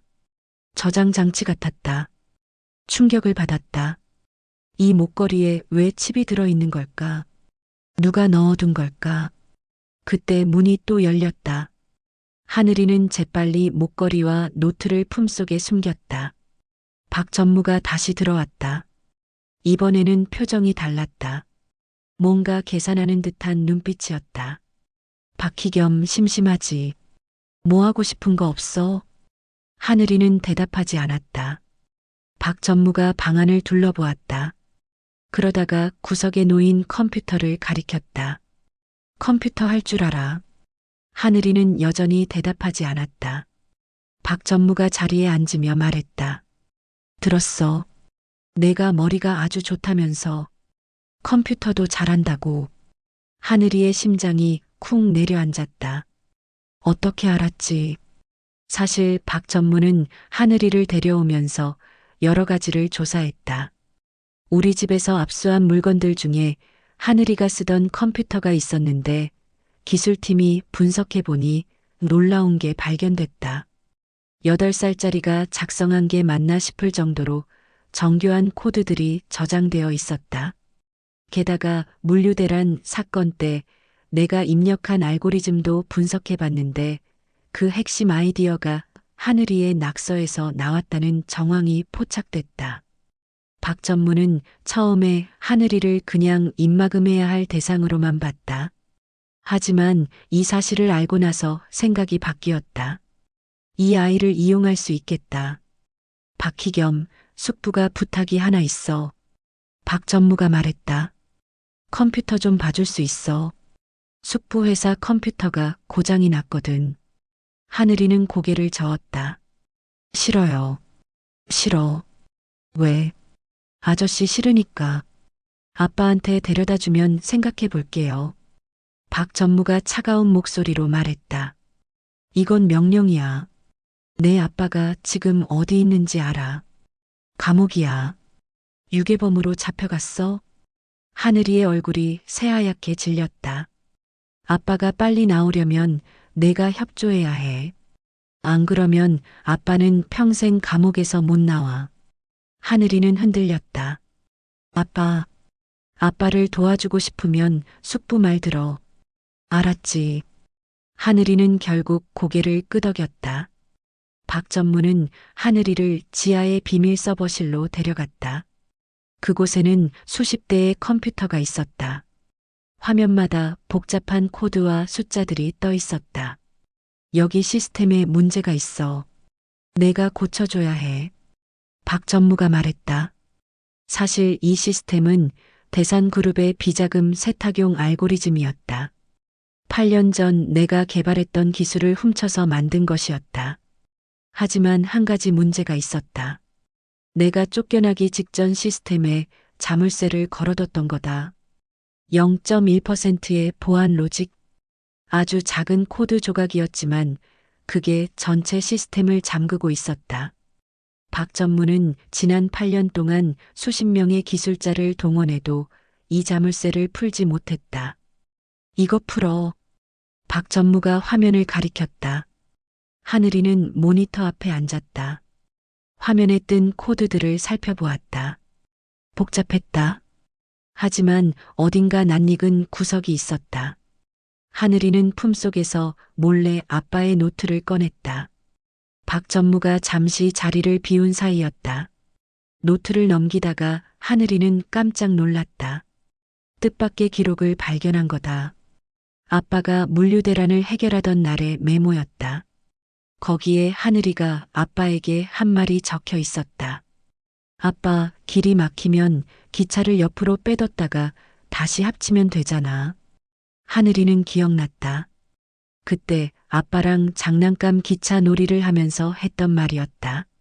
노트에는 그 밑에 아빠의 메모가 더 있었다. 하늘이의 아이디어로 물류망 복구 성공. 흩어진 데이터 조각을 원래 위치로 되돌리는 범용 복구 알고리즘 완성. 하늘이는 화면의 코드와 노트를 번갈아 보았다. 그리고 깨달았다. 숙부의 시스템을 잠그고 있는 이 자물쇠. 이건 바로 자신이 아빠에게 알려줬던 그 기찻길 원리로 설계되어 있었다. 아빠가 만든 거였다. 하늘이의 눈이 반짝였다. 그리고 또 하나 깨달은 게 있었다. 숙부가 시킨 일은 데이터를 숨기는 작업이었다.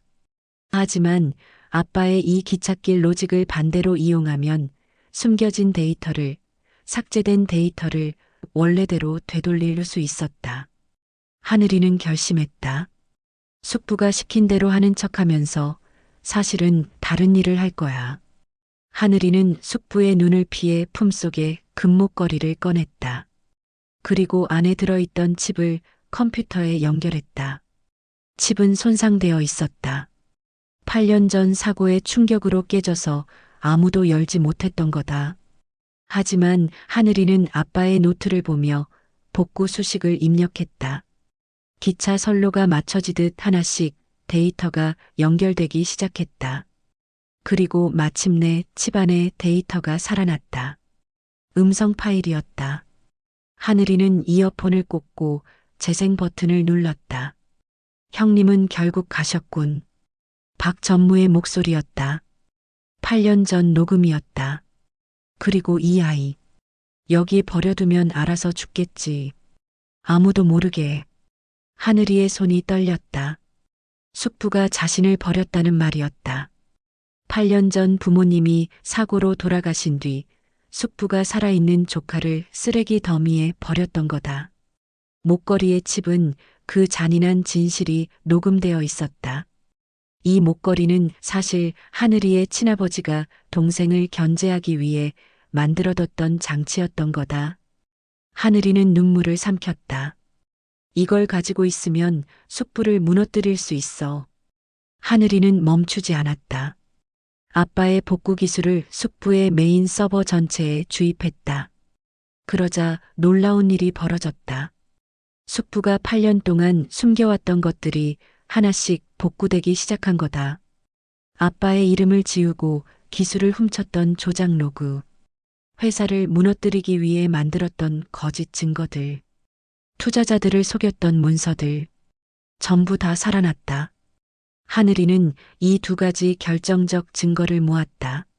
목걸이 칩 녹음과 서버에서 복구한 조작 로그들. 그리고 숙부가 재판을 위해 준비해둔 증거 서버에 몰래 심어뒀다. 숙부는 이 서버를 재판 당일에 법정에서 틀 계획이었다. 나를 유죄로 만들 증거들을 보여주려고. 하지만 이제 그 서버에는 다른 게 들어 있었다. 숙부가 기세등등하게 스크린을 켜는 순간 진짜 진실이 세상을 향해 쏟아져 나오게 될 거였다. 하늘이는 컴퓨터 앞에서 조용히 미소 지었다. 아빠, 조금만 기다려. 내가 꼭 구해줄게. 8살짜리 아이의 작은 손가락이 거대한 악을 무너뜨릴 준비를 마쳤다. 재판날이 밝았다. 아침부터 법원 앞에는 취재진들이 몰려들었다. 대산그룹 후계자 유괴 사건이라는 자극적인 타이틀 때문에 온 나라에 관심이 쏠려 있었다. 나의 미성년자 약취 및 유인 혐의에 대한 최종 공판이었다. 피고인석에 앉아 있었다. 며칠 사이에 나는 완전히 다른 사람이 되어 있었다. 볼이 푹 꺼지고 눈 밑에는 짙은 그늘이 드리워져 있었다. 하지만 내 눈은 오직 한 곳만 바라보고 있었다. 증인석이었다. 거기에 하늘이가 앉게 될 거라는 걸 알고 있었다. 가슴이 터질 것 같았다. 일동기립. 정적을 깨고 법정 경위의 목소리가 울려 퍼졌다. 재판장이 입장했다. 모두가 일어섰다가 다시 자리에 앉았다. 지금부터 강성진 피고인에 대한 미성년자 약취 및 유인 사건의 최종 공판을 시작하겠습니다. 재판장의 엄숙한 목소리가 법정에 울렸다. 박 전무 측 변호사가 일어섰다. 재판장님, 저희 측에서 핵심 증인을 신청합니다. 피해 아동인 박희겸 군을 증인석에 세우겠습니다. 재판장이 고개를 끄덕였다. 허가합니다. 증인을 입장시키세요. 법정 문이 열렸다. 하늘이가 들어왔다. 깔끔한 새 옷을 입고 있었지만 얼굴은 창백했다. 눈이 충혈되어 있었다. 제대로 못 자고 못 먹은 게 분명했다.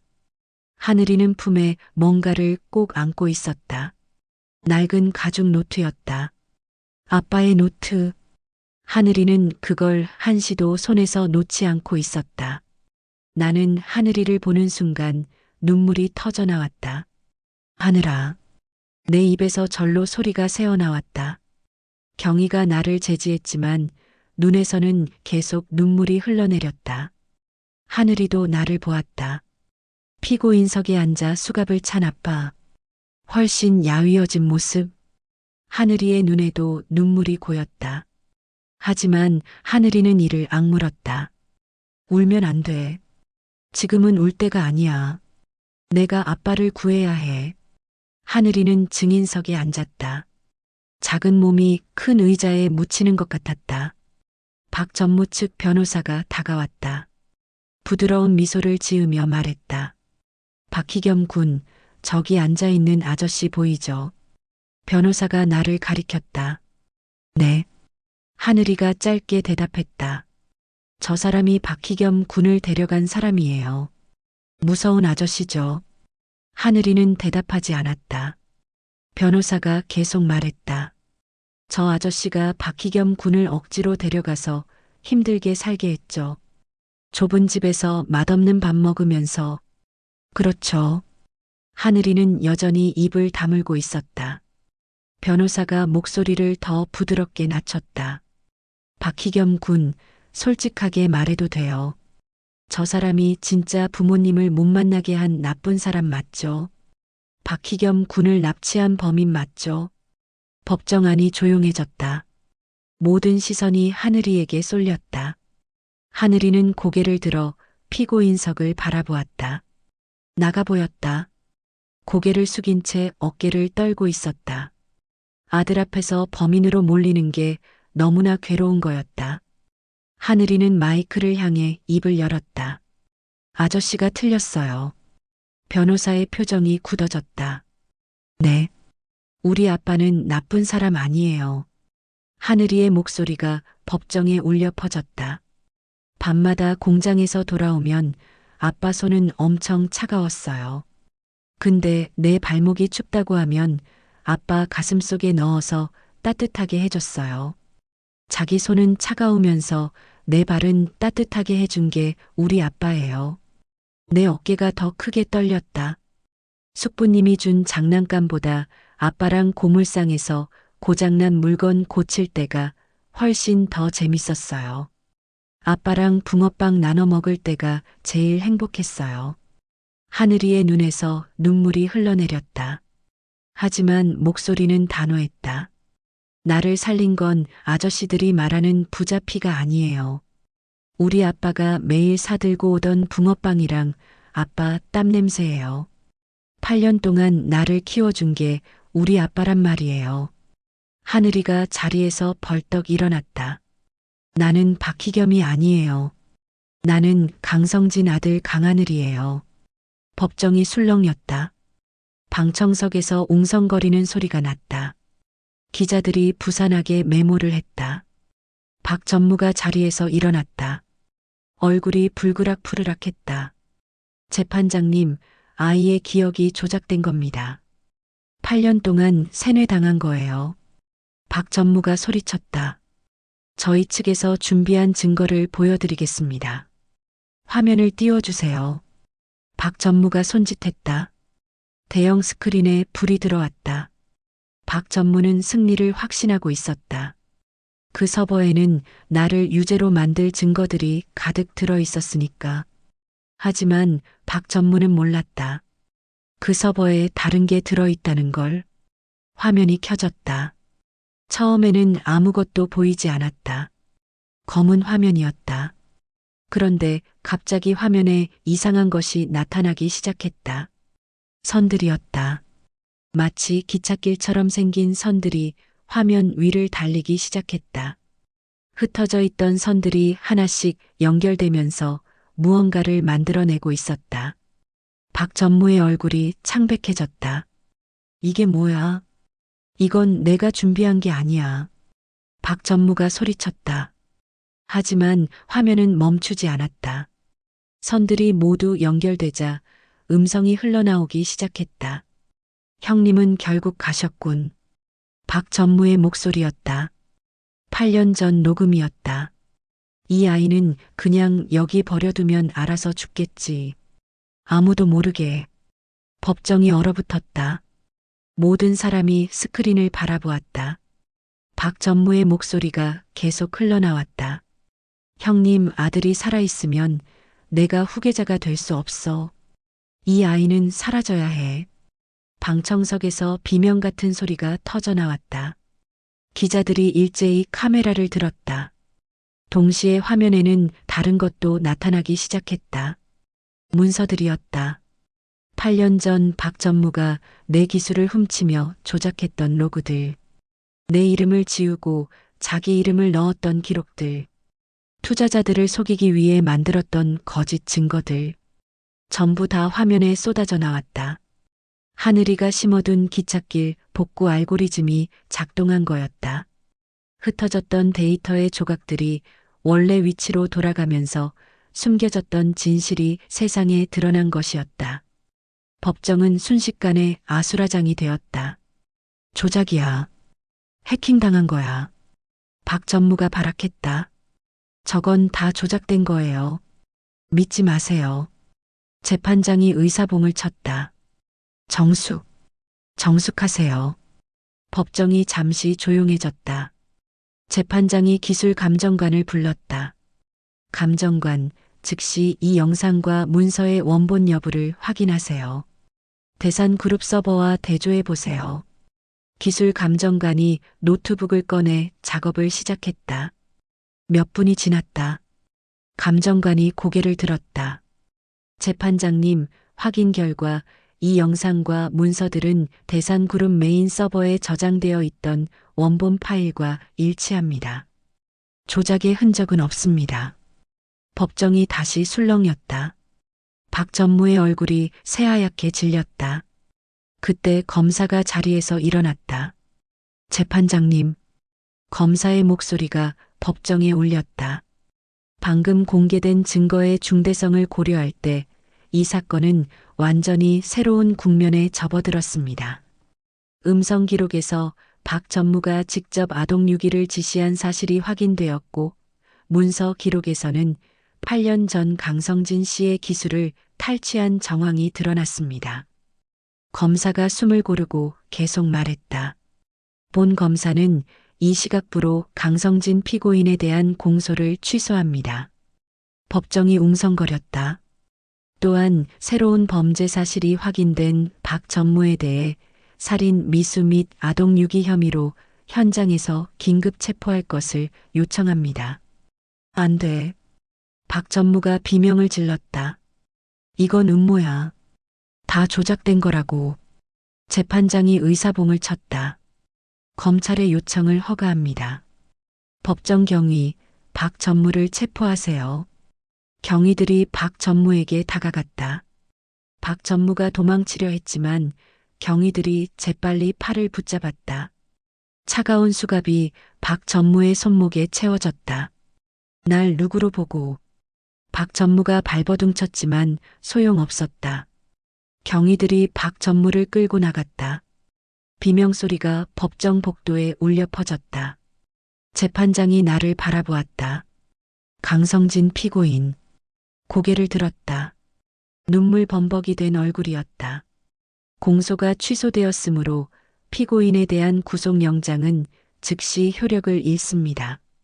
판결문 작성을 위한 정식 선고 공판은 추후 열리겠지만 오늘 이 자리에서 피고인의 결백은 충분히 증명되었습니다.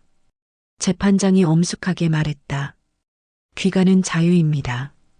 그 말을 듣는 순간 다리에 힘이 풀렸다. 털썩 그 자리에 주저앉았다. 아빠. 하늘이가 증인석에서 뛰어내렸다.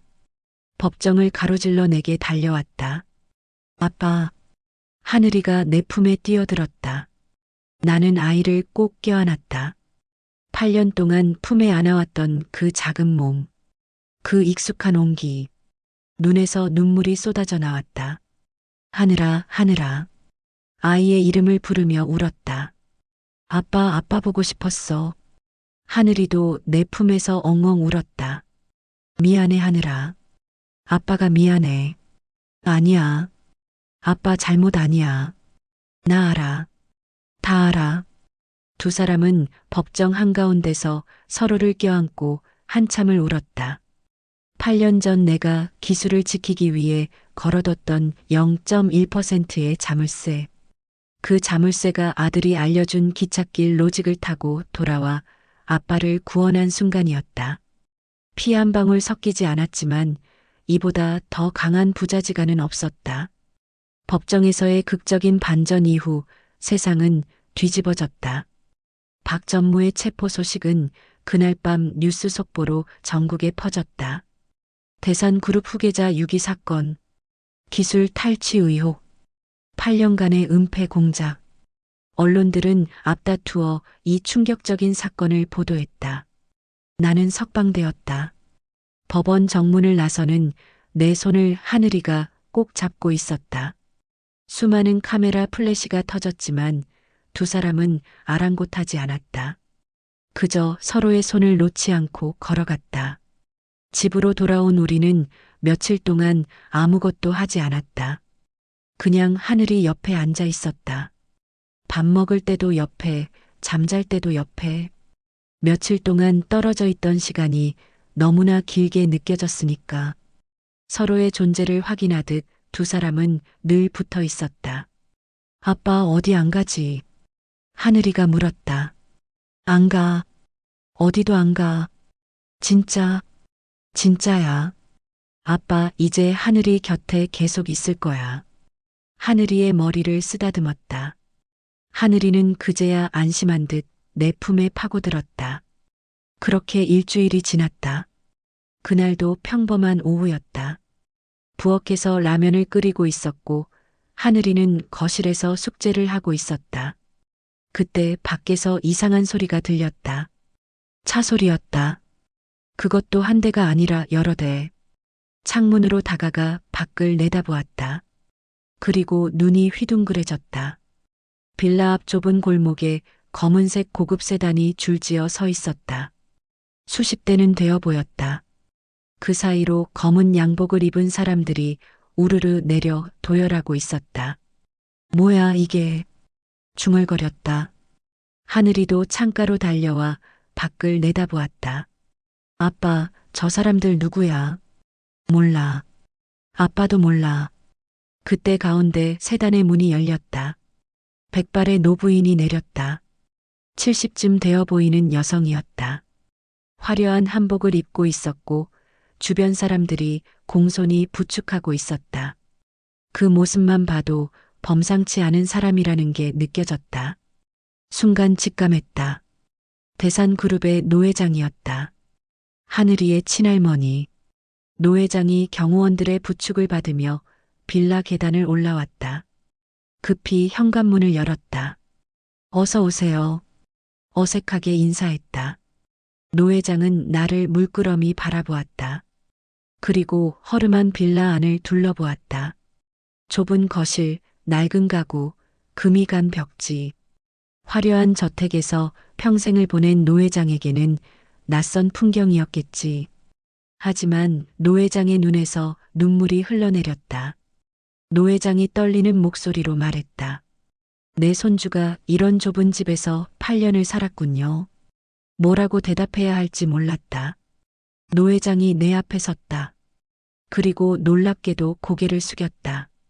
내 자식이 괴물이 된 줄도 모르고 살았어요. 노 회장의 목소리가 떨렸다. 손주가 죽은 줄로만 알고 8년을 지옥에서 살았어요. 그 악마 같은 놈이 내 손주를 쓰레기 더미에 버렸다니. 내가 어미 노릇을 못해서 그런 괴물이 된 거요. 노 회장이 내 손을 덥석 잡았다. 당신이 우리 가문의 핏줄을 살려주었군요. 당신 아니었으면 내 손주는 정말로 죽었을 거요. 이 은혜를 어떻게 갚아야 할지 당황했다. 아닙니다, 회장님. 저는 그저 당연한 일을 했을 뿐입니다. 당연하다뇨. 누가 쓰레기 더미에 버려진 아기를 주워다 8년 동안 키웁니까? 당신 같은 사람은 없어요. 노 회장이 눈물을 닦았다. 그러다가 노 회장의 시선이 거실 구석에 서 있는 하늘이에게로 향했다. 박희겸. 노 회장이 하늘이를 불렀다. 하늘이는 내 뒤에 숨은 채 대답하지 않았다. 노 회장이 천천히 다가왔다. 박희겸 할머니야. 내 친할머니. 하늘이는 여전히 입을 다물고 있었다. 노 회장이 하늘이 앞에 무릎을 꿇었다. 백발의 노부인이 허름한 빌라 바닥에 무릎을 꿇은 거였다. 미안하다, 얘야. 할머니가 미안하다. 8년 동안 널 찾지 못해서. 할머니가 더 잘 살폈으면 이런 일이 없었을 텐데.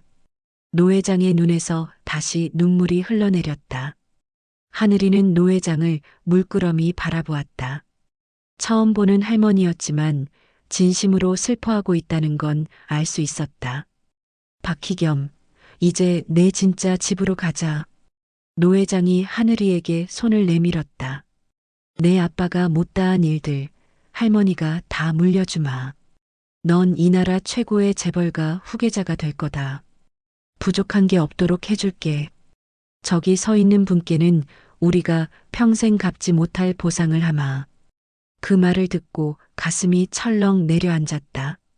이게 당연한 수순이었다. 하늘이는 원래 재벌가의 핏줄이었으니까.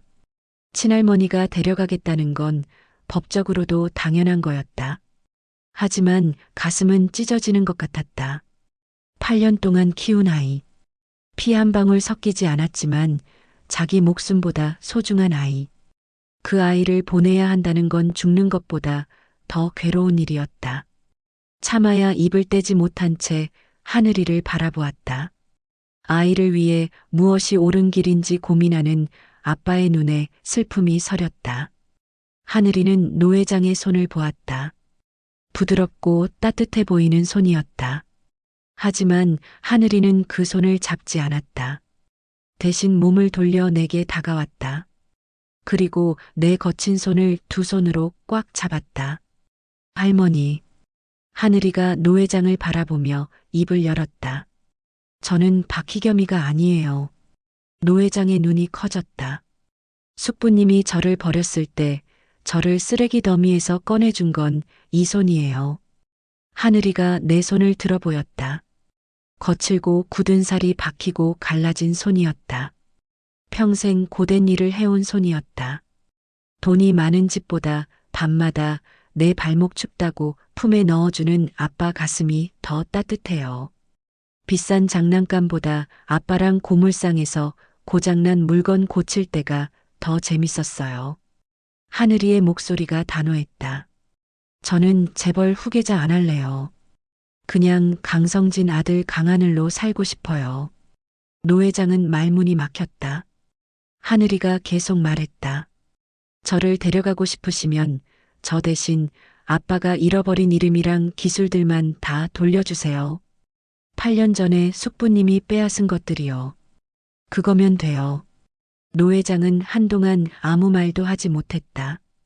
8살짜리 아이의 입에서 나온 말이라고는 믿기지 않았다.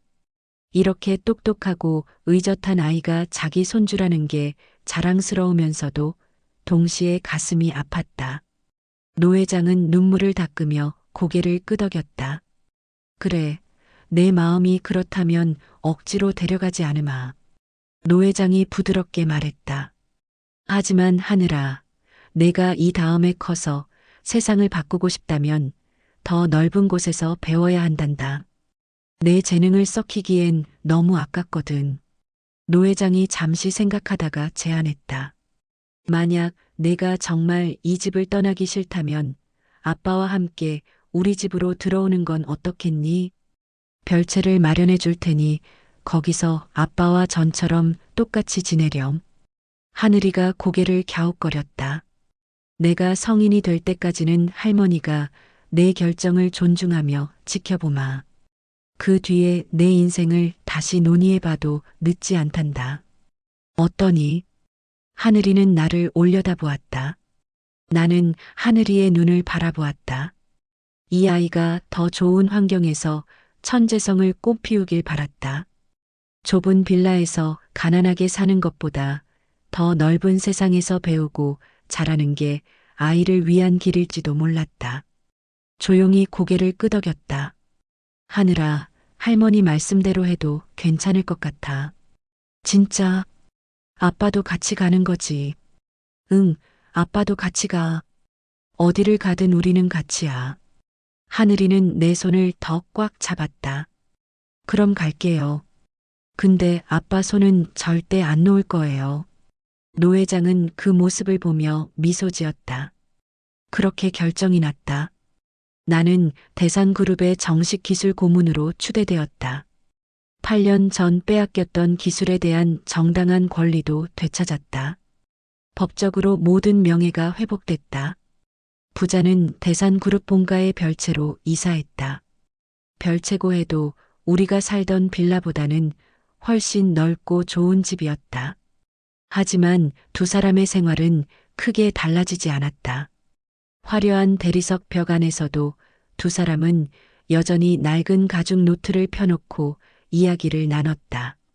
저녁이면 나는 직접 라면을 끓여 함께 먹었다. 가끔은 퇴근길에 붕어빵을 사들고 왔다. 아빠, 오늘도 붕어빵이야. 응, 하늘이가 좋아하잖아. 이거 먹으면 예전 생각나. 그래, 무슨 생각? 아빠가 맨날 일하고 들어와서 붕어빵 사왔잖아. 그때 진짜 행복했어. 지금은 안 행복해. 지금도 행복해. 아빠랑 같이 있으니까. 하늘이의 머리를 쓰다듬었다. 키운 정이었다. 세월이 흘렀다. 8살이었던 하늘이는 어느새 28살 청년이 되었다. 20년이라는 시간이 그렇게 지나간 거였다. 그 세월 동안 참 많은 일이 있었다. 하늘이는 대산그룹의 전폭적인 지원 속에서 최고의 교육을 받았다. 국내 최고 대학에서 경영학을 전공했고 해외 유학도 다녀왔다. 하지만 하늘이가 진짜 좋아했던 건 따로 있었다. 바로 기술이었다. 낮에는 경영 수업을 듣고 밤에는 나와 함께 코드를 짰다. 내 낡은 가죽 노트는 여전히 두 사람 사이에 있었다. 그 노트에서 시작된 기찻길 로직은 하늘이의 손에서 점점 더 정교하게 발전해 나갔다. 하늘이는 경영과 기술을 모두 섭렵했다. 누구도 무시할 수 없는 실력자로 성장했다. 대산그룹 임원들도 하늘이의 능력을 인정했고 재계에서도 그의 이름이 오르내리기 시작했다. 나도 변했다. 머리카락이 하얗게 샜다. 60을 넘긴 나이였다. 하지만 눈빛만큼은 여전히 살아있었다. 대산그룹의 기술 고문으로 일하면서 후배 엔지니어들을 가르치는 게 내 일과였다. 그리고 퇴근 후에는 여전히 아들과 함께 연구를 했다. 별채에서의 생활은 20년이 지나도 크게 달라지지 않았다. 물론 환경은 좋아졌다. 넓은 집, 좋은 음식, 부족한 게 없는 생활. 하지만 두 사람 사이의 본질은 변하지 않았다. 여전히 함께 밥을 먹고, 함께 이야기를 나누고, 함께 웃었다. 그러던 어느 날이었다. 노 회장이 하늘이를 불렀다. 하늘아, 할머니 좀 보자꾸나. 노 회장은 이제 90이 넘은 고령이었다. 기력이 많이 쇠해 있었다. 침대에 누운 채로 하늘이의 손을 잡았다. 하늘아, 할머니가 이제 오래 못 갈 것 같구나. 사람이 자기 몸은 자기가 알아. 그래서 하는 말인데. 노 회장이 숨을 고르고 계속 말했다. 이제 내가 대산그룹을 맡아야 할 때가 됐어. 할머니가 간절히 바라는 거야. 내가 정식으로 경영권을 승계받아서 이 그룹을 이끌어줬으면 좋겠다. 하늘이는 잠시 침묵했다. 생각해 볼게요, 할머니. 응, 생각해봐. 근데 너무 오래 고민하지는 마라. 할머니가 눈 감기 전에 내가 회장 되는 거 보고 싶거든. 노 회장이 희미하게 웃었다. 하늘이는 그날 밤 나에게 그 이야기를 했다. 나는 잠시 생각하다가 말했다. 하늘아, 아빠는 내가 뭘 하든 응원해. 그건 내가 결정할 일이야. 아빠 생각을 듣고 싶어? 솔직히 말할까? 아빠는 내가 그냥 하고 싶은 거 하면서 살았으면 좋겠어. 대산그룹 회장이 되면 좋은 것도 많겠지만 그만큼 무거운 짐도 많이 지게 될 거야. 그게 정말 내가 원하는 삶인지는 내가 더 잘 알잖아. 하늘이는 그 말을 듣고 며칠을 고민했다. 그리고 결론을 내렸다. 며칠 뒤 하늘이는 대산그룹 이사회와 기자들이 모인 자리에서 발표를 했다. 모두가 하늘이가 회장 취임을 선언할 거라고 예상했다. 화려한 취임식 준비도 이미 끝나 있었다. 하지만 하늘이의 발표는 모두의 예상을 뒤엎었다. 저는 오늘 대산그룹의 경영권 승계를 거절합니다. 회의장이 술렁였다. 대신 저는 아버지 강성진과 함께 독자적인 기술법인을 설립하려 합니다. 회사 이름은 스카이로직입니다. 기자들의 카메라 플래시가 터졌다. 이사들이 웅성거렸다. 노 회장도 그 자리에 있었다. 휠체어에 앉아서 하늘이의 발표를 듣고 있었다. 하늘이가 노 회장을 바라보며 말했다. 할머니, 제가 8살 때 했던 약속 기억하시죠? 제 인생은 제가 결정하기로 한 거요. 노 회장의 눈에 눈물이 고였다. 저는 할머니 곁에서 세상을 넓게 보는 법을 배웠습니다. 그리고 아빠 곁에서는 세상을 연결하는 기술을 배웠어요.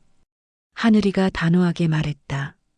저는 이제 대산그룹의 이름표를 떼고 아빠가 가르쳐준 그 기찻길 로직을 전 세계의 네트워크에 심어보려 합니다. 회의장이 조용해졌다. 하늘이가 발표를 계속했다. 스카이로직은 실제 철도를 까는 회사가 아닙니다. 우리가 하려는 건 글로벌 데이터 선로 시스템입니다. 스크린에 사업 계획이 떠올랐다.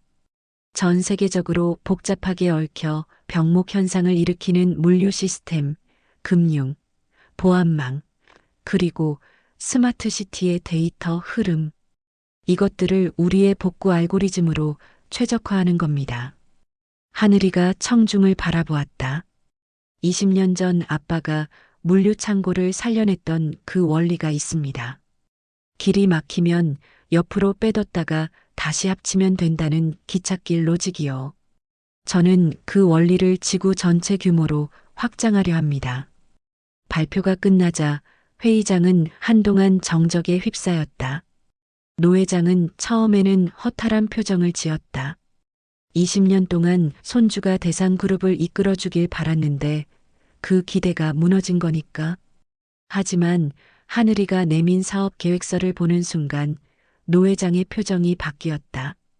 치밀했다. 완벽했다. 시장 분석, 기술 로드맵, 수익 모델, 리스크 관리. 어느 것 하나 빠진 게 없었다. 노 회장은 오랜 세월 사업을 해왔지만 이 정도 수준의 계획서는 처음 봤다. 노 회장은 옅은 미소를 지었다. 아이는 이미 거인을 뛰어넘는 거목으로 자라 있었다. 좋다. 노 회장이 말했다. 내 뜻대로 해라.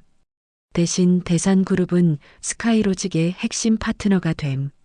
내가 필요한 건 지원해주겠다. 하늘이가 고개를 숙였다. 감사합니다, 할머니. 그렇게 하늘이의 독립이 승인되었다. 그날 밤 하늘이는 나와 함께 외출했다. 옛날에 살던 빌라 근처 기찻길 산책로였다. 20년 전에도 자주 걸었던 길이었다. 밤하늘에 별이 가득했다. 철길 옆으로 두 사람의 그림자가 길게 뻗어 있었다.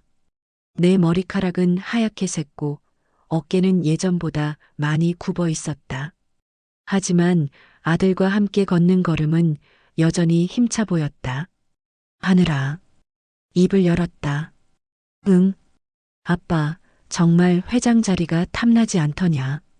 다 차려진 밥상을 마다하고 또 험한 길을 가려 하니. 하늘이는 내 굽은 어깨를 감싸며 웃었다. 어렸을 때와 똑같은 미소였다. 아빠, 기차 선로가 꼬였을 땐 어떻게 하면 된다고 했어. 빙긋 웃었다. 옆으로 빼뒀다가 다시 합치면 된다. 맞아. 지금 세상의 데이터들도 다 꼬여 있어. 제가 그걸 아빠가 가르쳐준 방식으로 하나씩 풀어주려고요. 하늘이가 하늘을 올려다보았다. 아빠가 나를 살려준 그날부터 제 종착역은 정해져 있었어요. 뭔데? 아빠랑 같이 웃으면서 우리가 만든 길을 세상에 선물하는 거예요. 내 눈에 눈물이 고였다. 두 사람은 나란히 철길을 따라 걸었다.